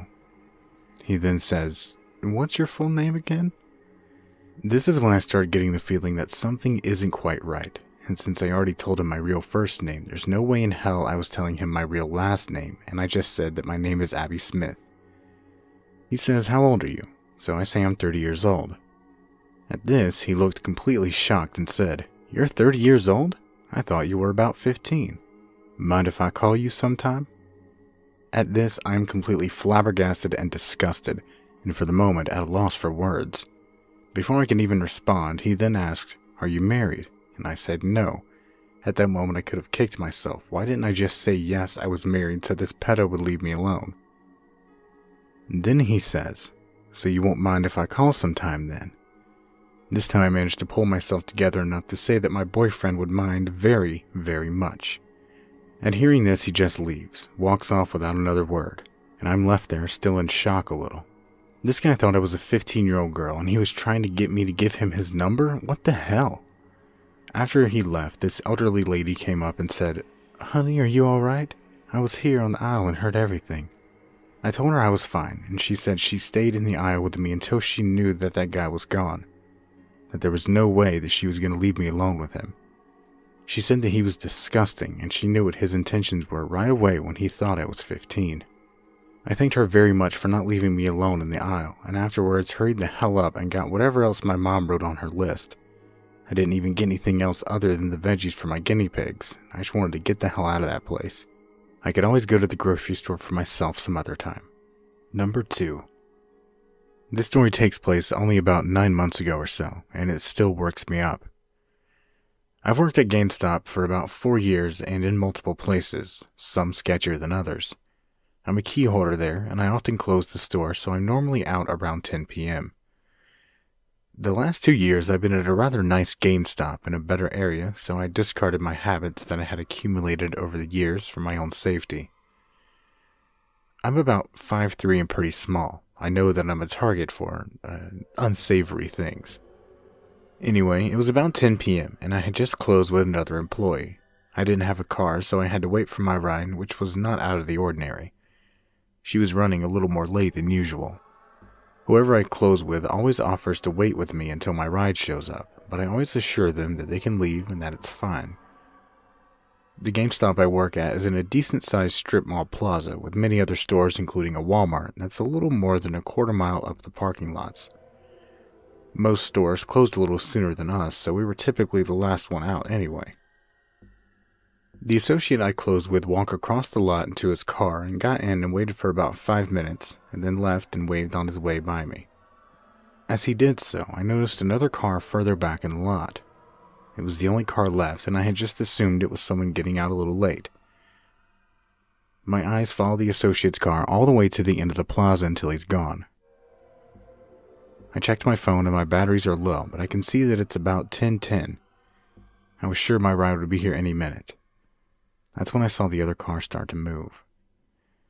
They must have been sitting there because no one had walked to the car since I had left my store. They didn't turn their headlights on, which was a little weird to me, and started up the gut-wrenching feeling that it was a little weird and I should leave. But I stayed put for whatever reason. The car drives around to the lot and then slows down, near me. At this point, I have my phone out just in case, and I have my messenger bag on my shoulder in case I need to ditch it fast. He pulls up about 15 feet from me, and just outside the first handicap spot. The car stops and is still running. It's an old, gross, beat-up two-door car with rust all over it. The door opens, no lights come on. Out steps a very large man who was most likely about 6'2". He had brown, messy hair and was brolic, but still lanky. His clothes were stained with sweat or grease, and he looked very unwelcoming. He had casually gotten out of the car, but then he turns around and clicks his fucking front seat upward, and immediately with the door opening starts walking fast towards me. I hadn't even realized it, but I was already on my feet backing away from him. He kept eye contact and made a gesture to come back. Basically from there, I turned around and booked it into the Walmart parking lot. The sketchy guy got in his car and pulled around and started driving toward me. I do not know him. The store has been closed for over an hour and it's dark and the lot is empty. There is no reason to be approached like this. He still has his headlights off, which is absolutely terrifying to me because I can hear him, but it's still very dark and my heart is pounding in my ears and I can't tell if he's right behind me or had left. I peek back and he's still slowly driving towards me. At this point, I'm certain I'm about to be shoved into a car and sold into human trafficking or some shit, and I am in absolute panic, but all I can do is run. The Walmart was still so far away, and I was sure he would probably try to actually make an effort to get me in the car by then. I felt like he drove slowly beside me to tease and scare me. But then I saw a big truck in the very back of the Walmart parking lot with about 5 people around it. There was another car and their hoods were up. Someone was jump-starting a car. I hauled ass to the left in their direction since they were closer, and as soon as I felt I was in earshot, I started screaming for them to help and that a car was chasing me. The group looked shocked, and for all I know, they could have been sketchy too, but I had to take the chance. A man and a woman ran towards me and met up with me, and I was pretty nervous and shaken up and winded, and I could hardly talk, but I looked back and saw the taillights of the car driving away. I walked toward the rest of the group, which was just a few people attempting to jump another car. I told them that a big guy was following me and that I felt very unsafe. They offered to call the cops, but I was unable to see his plates, and I really just wanted to be home. They offered to give me a ride to Walmart, which I politely declined under the circumstances. The 2 women of the group and the 1 man were kind enough to walk me into the Walmart and even waited with me for my ride to arrive. I thanked them and we went home. After that happened, I requested to open for about a week so I wouldn't be in the store after dark. The next day I told my boss the time it happened and we both watched the DVR in the back. It was incredibly uncomfortable to watch, but we forwarded it to the local police. The police didn't end up finding much, but now they keep a squad car patrolling the plaza from 9 p.m. to 11 p.m. I don't take chances anymore. I wait inside the store until my ride calls me and is in sight. I was bothered for a while, even though I feel I was lucky. I always feel like that type of thing only happened in the city or in unsafe places, but not to me. Not here. I haven't discussed this much since, but it still bothers me. You're really never safe. Number 3. I live in a neighborhood with an area full of quaint little eateries and other small shops just a 30-minute walk from my house. On this particular day, my friend and I had just returned from the beach, and we were both starving. My mom, who had driven us there along with my siblings and my friend's sister, said that if we were hungry, she'd give us some money and drop us off at the small restaurants before driving herself and my siblings back to the house for a sleepover. She was too tired to wait around for us and order some food, and didn't mind us walking back in the dark since our neighborhood was relatively safe. After she dropped us off and sped away, my friend decided to order a sandwich, and I ordered one for myself as well. We were both still damp from the ocean and covered in sand, so I was literally itching to return home and just take a shower. The sandwich place was just closing since it was around 10 o'clock and very dark, so we'd immediately begin walking back once our orders were finished. The walk from the little area full of the shops to my house is pretty straightforward. You walk uphill until you hit an intersection, then you turn right and begin walking downhill. So, sandwiches in hand, my friend and I begin the walk. I was practically hobbling since my knees were bruised to hell after being tossed about by the violent waves. It was super dark, and the sky was an oily black with no moon in sight. We were not nervous and talked about random things as we went. At the corner of the intersection there is an old and rather run-down house that is fenced off by a huge hedge. The hedge is mostly solid, except for a couple sections that were cut out of it and lead to the house's front door. The owner of the house is an old and stout woman who loves sitting in her lawn chair, smoking cigarettes, and grimacing every time I give her a friendly wave.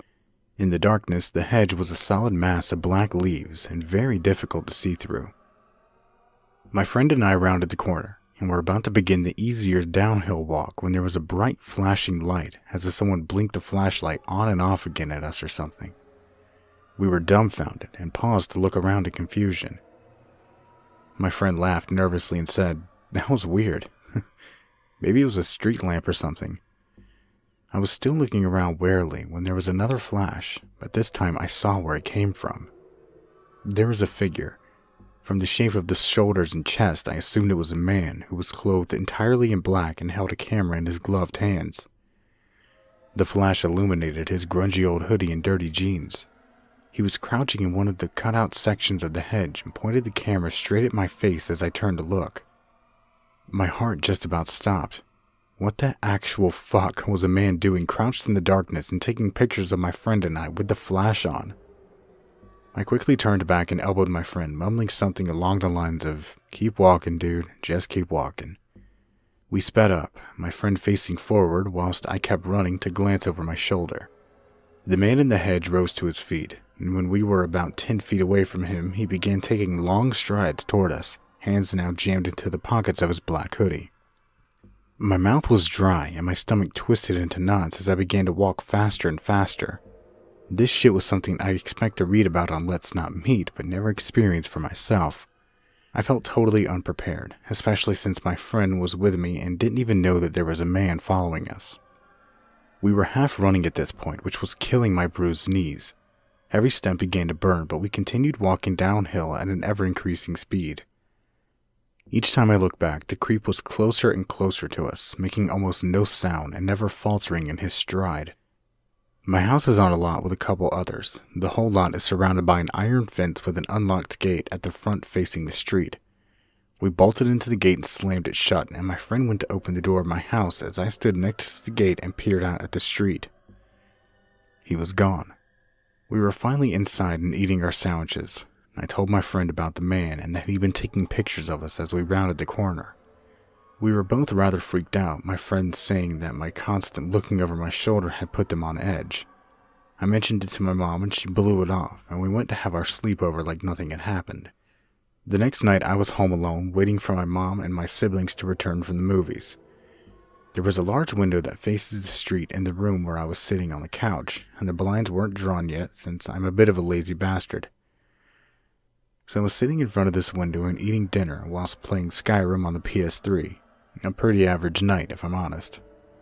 The volume was turned way up since I was home alone and there was no one around to complain. From the corner of my eye, I see movement. It's dark again, being almost 10:30, so I tell myself it was probably a cat or something and go back to playing Skyrim. Then there's a flash somewhere near my fence.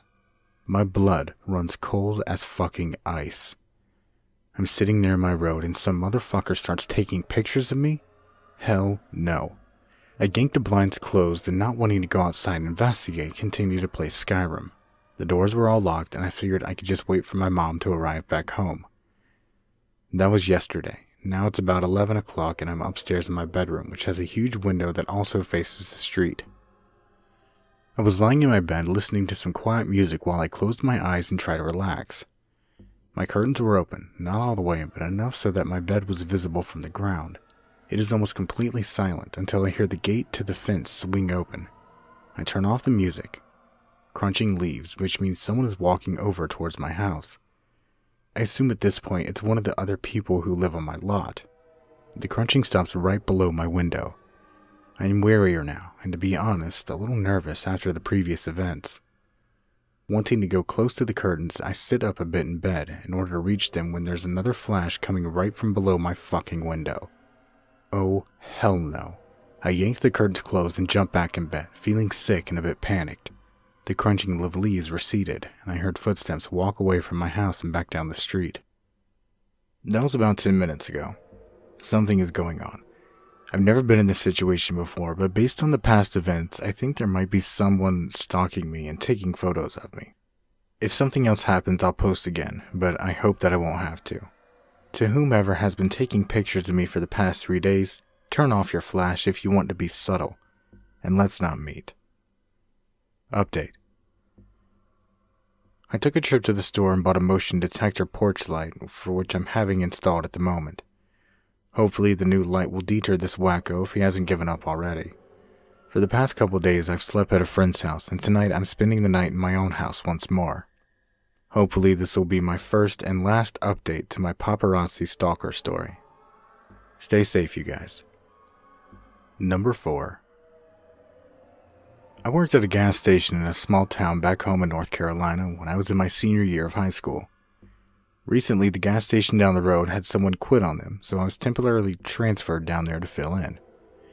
I didn't argue because my parents live only 10 minutes away from that store.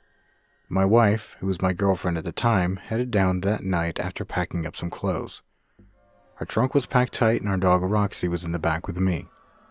When we arrived, my parents' dogs, Disco and Piglet, played around with Roxy as my wife and I hung out with my parents and caught up on things.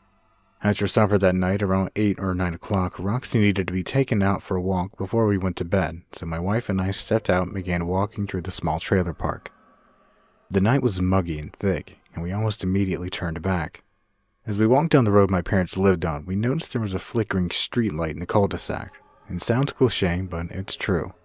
I made a silly joke about shitty lighting, and we turned left onto the adjacent street. And that's when I started to get a little uneasy. I spotted someone else walking down the street coming toward us. This wasn't uncommon. Kids would sneak out all the time, but this wasn't a kid. The guy stood around 5'10" to 6 feet tall, with a black hoodie and sweatshorts. The hood was pulled over his head, covering his face in shadow, and he was using a large plank of wood as some sort of walking stick. We passed by, and I didn't bother saying anything, and neither did he. He just kept walking. I could hear the thud of the plank as he continued walking. Out of curiosity, I turned around, and what I saw ran chills down my spine. The guy who had just passed us was now turned around and following us. His pace had not quickened, but my heart had. I grabbed my wife's hand hard and pulled her close to whisper to her. I asked if she wanted to visit a friend of mine's house in the neighborhood, but she said she was tired. I was a bit upset about her response, but what could I do? Happy wife, happy life. We continued walking, and I could still hear that thud as we walked. Once we reached the next street, I whispered and told her what was going on. She gripped my hand tight, and we decided to go ahead and head home. As we turned on the street we had just reached, a car was coming up the street. It turned onto the road we had just gotten off of and then stopped. I didn't hear any voices, any doors, and no thud. It had stopped completely.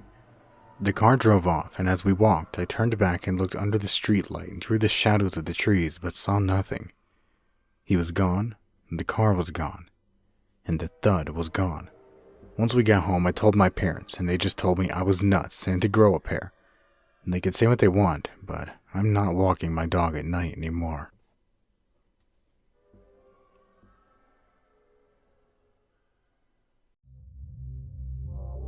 To give some background information, this event occurred a little over a year ago, and I still haven't been able to even begin to get over it. I'm a 22-year-old, 5'4" female, and at the time I was 21. My family and I had recently moved to a new town that was a fair amount more rural than the town I had previously lived in, and our new home was a large ranch-style house with a basement. I was home from college, and my parents had left for the week to celebrate their wedding anniversary with their friends who lived several hours away. Before I continue, I'll give a quick layout of the house so that you'll be able to imagine the setting a bit more clearly. There were 3 doors which led into the house. One on the front porch, a sliding glass door on the back porch, and another door on the other side of the wall from my bedroom, which led into the garage and basement. When you walk out of the bedroom and turn, you can see all the way across the house, kitchen, living room, dining area, to the door of my parents' bedroom and the stairs leading up from the basement. It had been a couple of days since my parents left, and I hadn't had any problems. They had sent me a couple messages on Facebook letting me know they had arrived to their friend's house safely and were having a good time. The day had gone well, and I was sure to check that I'd locked all the doors of the house once the sun started going down. It was about 11 p.m., and I was doing my nightly routine of laying in bed and messaging around on the computer when I suddenly got this sinking feeling of dread. I felt as if I was being watched. It was summer and we didn't have AC, so I had a large box fan in the window blowing the cool night air into my stiffly hot room. But once that feeling settled over me, I decided I should remove the fan and close the window, just in case. Once removing the fan, shutting and locking the window, and pulling down the curtain, I felt a bit better. However, I still couldn't shake the feeling of dread. I lay back in bed and tried to continue what I was doing, though I didn't put my headphones back on. After a few minutes, I began to hear something that sounded like light scratching. I sat still in bed, listening to the sound, trying to pinpoint what it was if I recognized it at all. Our new house, although relatively close in distance to our neighbors, had a fair amount of forest around it, so I thought the scratching may have been an animal or someone's dog that got loose and wanted to come inside. After a few minutes, the scratching stopped and everything returned to silence. So I figured that I was probably right and that it must have been an animal or something. My relief was short-lived, as soon after the scratching stopped, from the other side of the wall I began to hear slow footsteps descending into the basement. This is when I knew I was completely fucked. There was no way I could get out of the house without walking past the basement stairs. We didn't have a house phone, and at the time I was in the process of getting a new cell phone because mine was broken beyond repair. I sat there for a few seconds wondering what the hell I should do.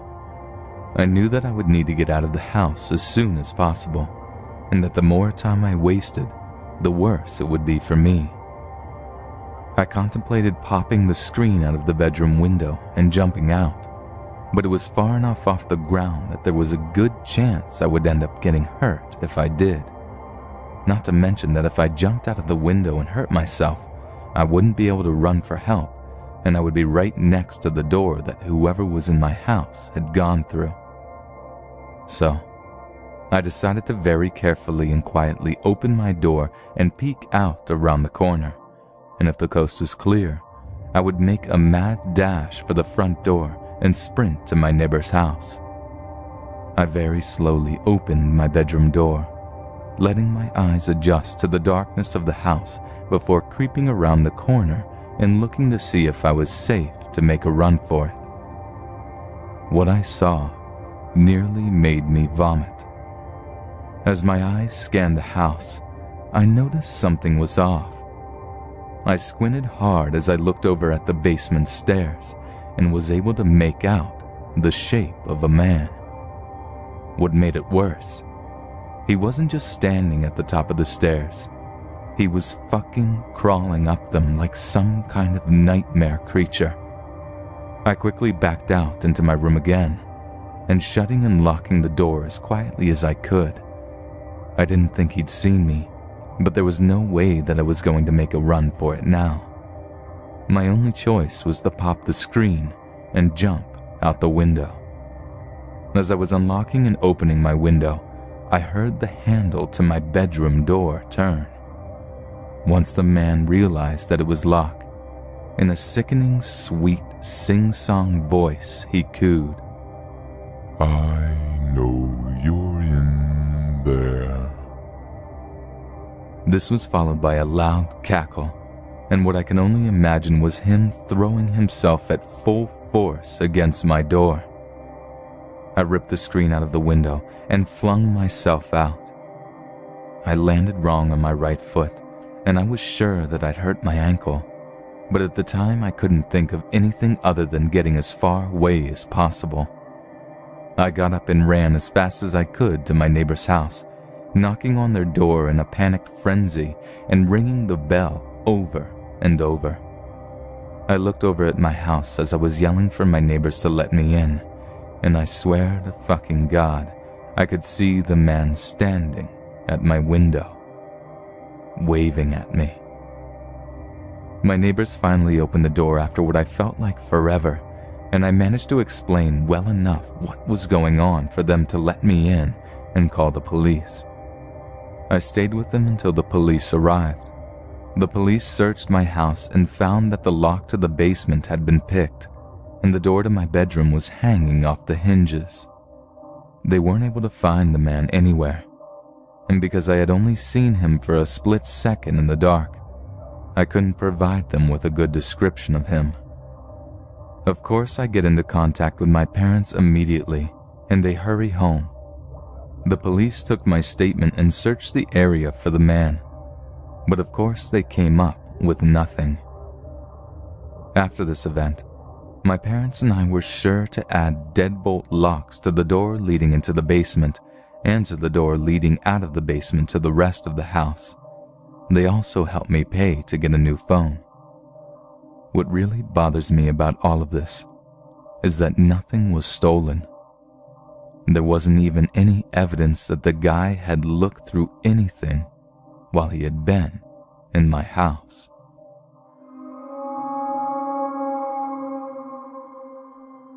This happened back in the summer of 9th grade. I was invited to a sleepover at this kid named Jacob's house. Jacob had this reputation for having a bad family and just being weird and awkward himself. He was in my math class, and I was partnered up with him for a project where I helped to boost his mark, so I guess he sort of warmed up to me. For his birthday, he held a sleepover and invited 3 other kids and I to come over. I didn't really want to go, but I told my friends about the invitation, and they convinced me to just go, saying that it would be fun and that I would figure out what kind of guy Jacob really was. I was hyped up by my friends and decided to go after all. So I was dropped off by my mom, and when I stepped onto the porch, I realized that the doorbell looked broken, like the rectangular case that covered the wiring and stuff was shattered. I had a sudden fear of being electrocuted, so I went to knock instead. Just as I raised my fist, I noticed some muffled shouting from within the house, loud enough to be heard over the hum of my mom's car engine. The shouting kind of alarmed me, and I turned to look at the car, which was waiting for me to enter the house. I started having second thoughts of staying, but the idea of looking like a coward in front of my friends motivated me to knock loudly. The shouting cut abruptly, so abruptly that I thought that they were just watching TV or something, and muted it when I knocked. The door suddenly swung open, and I was expecting a huge looming figure to be towering over me, but all I saw was a skinny, pale Jacob. His face brightened when he saw me, and he ushered me in. I waved to my mom and watched her back out of the driveway and down the road. I peered into the house, but from the entrance, I could only see the living room, a staircase, and a hallway. All 3 areas were empty, but I saw the flickering light of a TV from the turn of the hall. Jacob took me upstairs into the very last room. It was an extraordinarily clean room, with a dresser and a bed pushed together into the corner, and an analog clock hanging from the wall, leaving a lot of room completely empty. To my dismay, I was the first one there. I thought of how awkward it would be if no one else showed up, and that thought made me panic a bit. I sat down on the carpet and pulled my iPod Touch out of my backpack, asking Jacob to insert his Wi-Fi password. He took my iPod and fiddled around with it for at least 5 minutes, Each minute grew longer and more awkward until I asked, "Did you forget the password?" Jacob bit his lip. Then the doorbell rang. I jumped to my feet and told him, "I'll get it. You just try and remember the password." I hurried down the stairs and opened the front door, where I saw a kid I didn't know very well. I only knew he was in our grade. I showed him upstairs, telling him, "Oh, I'm glad you came. I thought I was going to be the only one." To which he said, "I wouldn't have come if my mother didn't make me." We walked into the room, and I noticed Jacob wasn't in it. I didn't think much of it, and took the opportunity to get familiar with the other dude. He told me that his name was Lance, and he had once helped Jacob by giving him a few extra dollars to buy his lunch, and he didn't think Jacob would remember him. We both talked about the rumors about Jacob, and whether he actually had bad parents, or if he was just going through a phase. At some points, we heard loud thuds downstairs, to which we'd shut up and widen our eyes to each other. The thudding would stop, and after a few moments we could continue chatting. I told him about the shouting, but how it could have just been the television. Lance shook his head and said that he once saw Jacob with his parents in the grocery store, and they had been arguing then too. At this point, I was glad I came because I started to pity Jacob, and that's when he entered the room. "Sorry I'm late," he said, sounding out of breath.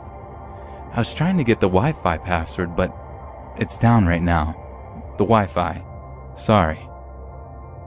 I told him it was okay, took my iPod from him, and told him that there was always something else we could do. We all waited for the other two boys that Jacob invited to come. It started to become apparent that they wouldn't, and I made up excuses for the both of them after I saw the crestfallen look on Jacob's face. We awkwardly chatted for a bit, ate some chips, and talked about our schedules and stuff for grade 10. He told us he would be moving away before September, and Lance and I asked normal questions to keep the conversation going.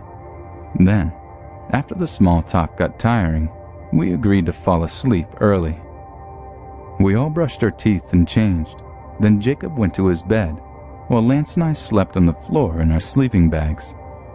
After trying to sleep for what I'd say was about 15 minutes, I just grabbed my iPod, turned the brightness down, and started scrolling through it. After I got bored with the games and such, I went to my messages and decided to read back on some conversation with friends. That's when I noticed that on the top, where newly messaged people were, was an unknown number. Confused, I pressed on it and was horrified to see that a bunch of pictures that I had took of my friends and myself were sent to this number from my camera roll, and all of them read delivered, which meant I was connected to a source of internet for these to be sent. I could only think of Jacob as the culprit, and I got really freaked out because he had just sent my pictures to somebody, and I didn't remember Jacob ever having a phone. I didn't know what to do, so I shook Lance awake, keeping my eyes on Jacob's still form. It took Lance forever, but I managed to make him turn around and look at me through bleary eyes. In a whisper, I asked, "Can you come to the washroom with me?" Lance groaned and turned back around, muttering, "Don't be a pussy." I shook him violently and told him that he needed to come with me, and I annoyed him so much that he pushed himself out of his sleeping bag and hit me hard in the arm. I was so panicked I didn't care, and I dragged him out of the room, opening every door in the hallway slowly until I found the washroom. I shoved him in and locked the door, and he looked seriously freaked out. "What the hell are you doing?" he asked angrily, and I showed him my messages and explained the situation. He told me I must have butt sent it, but I told him that it was an iPod and I couldn't have sent anything without Wi-Fi. Lance's angry look had shifted to looking nervously excited now, and he assured me that I was overreacting. We can call the number on my phone if you want," he said, and I thought that was a good idea. So Lance turned on his cellular data and dialed the number displayed on my messages.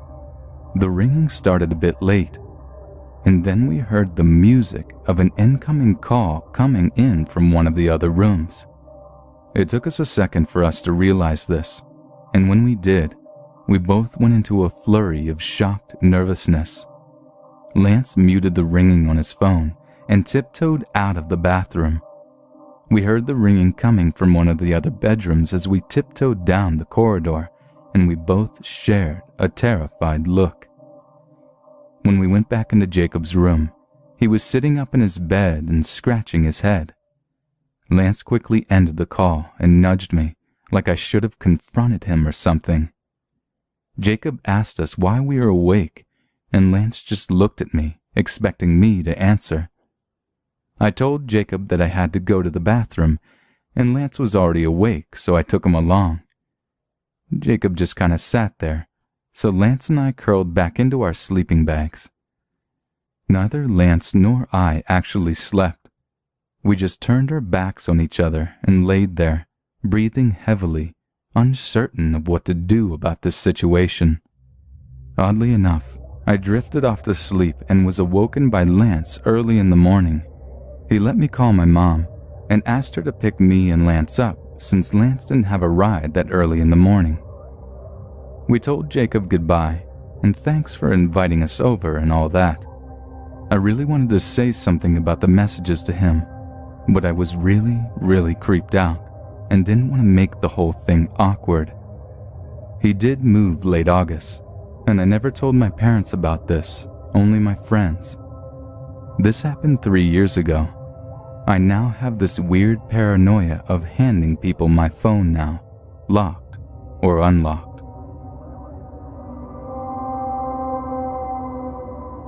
Back in late 2006, I was fresh out of high school and starting college life. Country girl in the big city and all on my own. I met people quickly, made a few friends, and got a job to support myself that took up most of my time. In no time at all, I was besieged by the plague of the mooch friend, the person who really needs you to cover the bills this month because insert new reason that makes you the jerk for not helping here. I was brand new to living on my own and thought they really needed my help, so I tightened my belt and worked harder and longer.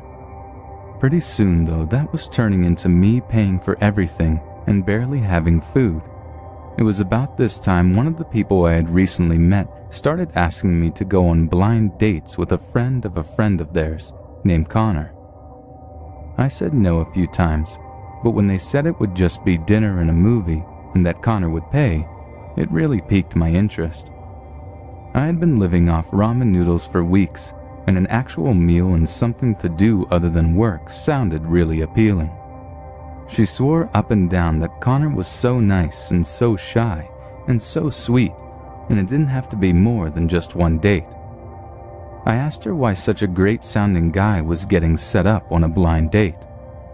At this, she faltered and said that he really seemed to have retreated into his shell since starting college, became hard to talk to, and had been all around odd lately. They thought a nice night out with someone would bring him back out of his shell and help him adjust to the enormous life change that is college. I reluctantly agreed, and she immediately set up a time that very night, as it was my first day off in a while and we didn't know when I would be free again. Connor responded that he would pick me up outside a local ice cream shop in his red car. This was important since I didn't have a cell phone, so that was how I would know it was him. I went to the ice cream shop, and after being 20 minutes late and starting to feel like I should just walk home, the car pulled up way too close and Connor stepped out.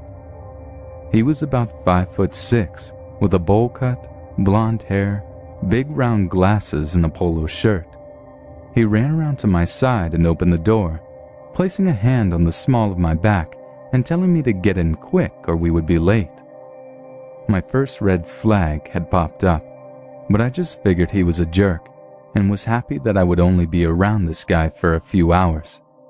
We started driving, and he immediately started asking me questions and wanting to know all about me, and I was happy to oblige, as he was not really adding to the conversation and it felt awkward when no one was talking. I didn't say anything personal, mostly funny stories and anecdotes. I knew better than to give out all kinds of information to someone I just met. After a while, I realized I had no idea where we were.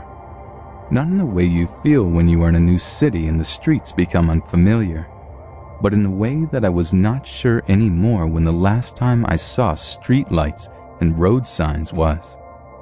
I realized then that he kept talking to me as long as possible so I wouldn't notice where he was driving me.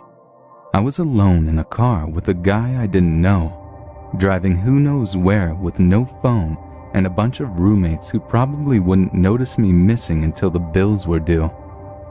I felt like such an idiot, but I knew I had to berate myself after this was over and needed to get my head in the game now. I decided to play along like I was still oblivious and asked what movie we were seeing and what kind of food after and how he knew my friend who set up this date. Just lots of things to keep him talking and distracted while I was looking for a road sign and gently felt for the unlock button on the door. Suddenly, a sign popped up in the distance for a gas station, and I figured I could tuck and roll out of the door and run inside for help if I could just find the bottom to unlock the door. Just then, the car stopped and Connor threw it into park and jumped out just as someone else jumped into the back driver's seat. He shut the door and turned to the man in the back seat, which was great for me because I could now look for the button and unlock the door without him noticing.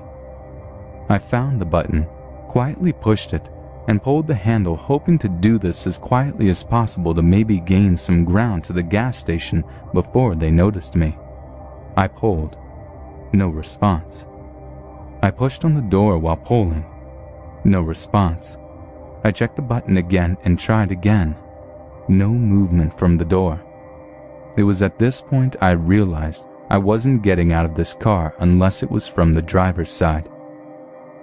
All the while this is going on, Connor is having a loud conversation with a guy who jumped in the back, who was apparently his drug dealer. Yeah, suddenly all that stuff about him acting weird since college made a very loud click, and from what I gathered, as I was trying to open the door, Connor had developed quite the habit. Apparently he owed his drug dealer money for cocaine and was using me as leverage to hold on while he went and got the money. Luckily this was full of, "I swear I'm good for it, and I'll be back in a few minutes," repeated several times and were loud enough to mask my fumbling with the door. Connor ran off into the darkness of the woods we parked next to, and it was just me and the dealer in the car. I stared straight ahead so there would be no problems about me having seen his face later should it come up. We sat in silence for what felt like forever, and then he says, and I will never forget this, "Hey honey, want to go out back behind the gas station and blow me for some coke?" I was not sure what to say to this, so I went with my first response, which was high-pitched and musical. "No, thank you." To my unending luck, in this man's credit, he proceeded to bust a gut laughing, which made me laugh too. He then said, "Damn girl, you got like self-respect and shit." To which I once again didn't know how to respond, so I just shrugged and said, "I try, sir," which made him belt out a loud laugh again, and we both ended up chuckling for a few minutes. He then asked, "What the hell is a chick like you doing with this guy?" I didn't know how to respond, and so far things had been going all right, so I just told him everything I told you. He even asked if I tried to jump out of the car when it stopped, as that would have been the sensible thing, and I told him I tried, but my door didn't seem to open from the inside, because at this point, what have we got to lose by lying? He then said something I really didn't think I would hear. He said he was sorry. Apparently ever since college had started a few months ago, he had been going to the same one as Connor and was dealing on the side to make ends meet until he got his degree and didn't need to anymore. Connor was from a rich family and was one of his best clients at first, but spiraled into debt with him quickly and was hitting this stuff way too hard and fast. Connor was supposed to meet him here to give him the money he was owed, but when he got into the back seat, this guy jumped out of the front, made a million excuses about how the money was coming in just a few minutes, and had ran off into the woods with me still in the car. At this point, I had no idea what was going to happen next, and was about to ask how long we had been waiting when a hushed argument and stomping sounds became evident from the woods in the direction Connor had ran off to. Out pops a much taller guy dragging Connor along to the car window and begins breathlessly apologizing for the actions of Connor. He said that Connor was an idiot and that this was a big mistake and handed the dealer something. I imagined money as he said it was all there and a little extra, and that Connor would not be bothering him again. The tall guy opened the door for the dealer, who got out less than happy with these guys, but content with his money. At this point, the big dude introduces himself as this guy's roommate, Kyle. When Connor had come back to the apartment, it had popped a red flag, as he was way too cheerful for someone who had just left a few hours prior, shaking at the thought of paying off his dealer. After a little questioning, Connor said he had decided to pick up a girl and leave her in the car with the dealer to pay off his debts. Kyle was rather irate at this and wanted to know how exactly that was going to pay off anything and what exactly was wrong with him. Connor said you saw drug dealers that take chicks all the time on TV, so this must be a valid form of payment. Kyle then began to beat up Connor and demanded to be taken back to wherever he had dropped off the car right now, but not before making a stop at the ATM for the dealer's money. Connor protested, but Kyle smacked him around a bit until we saw the light and, after making a quick ATM stop, marched him through the woods back to the car to pay the dealer and get me home.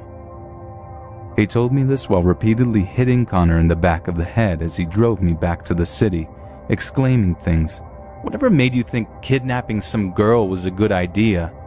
And, "Did you think you would just magically never see your dealer again? You have class with him on Monday, dude." He then made Connor apologize as well, and we sat in silence for a while as I wondered how I ever, in a million years, got lucky enough to get kidnapped by a complete idiot who had the nicest drug dealer on the planet and a roommate that doubled as an aggressive Jiminy Cricket. They dropped me off as soon as we hit downtown, as I didn't want them to know where I lived. I thanked Kyle profusely as I got out, and he said it would be all good if I promised to never go to the cops about it since they had futures and whatnot. I had no problem. They drove off, and I walked home to eat my ramen and never under any circumstances let myself end up like that again.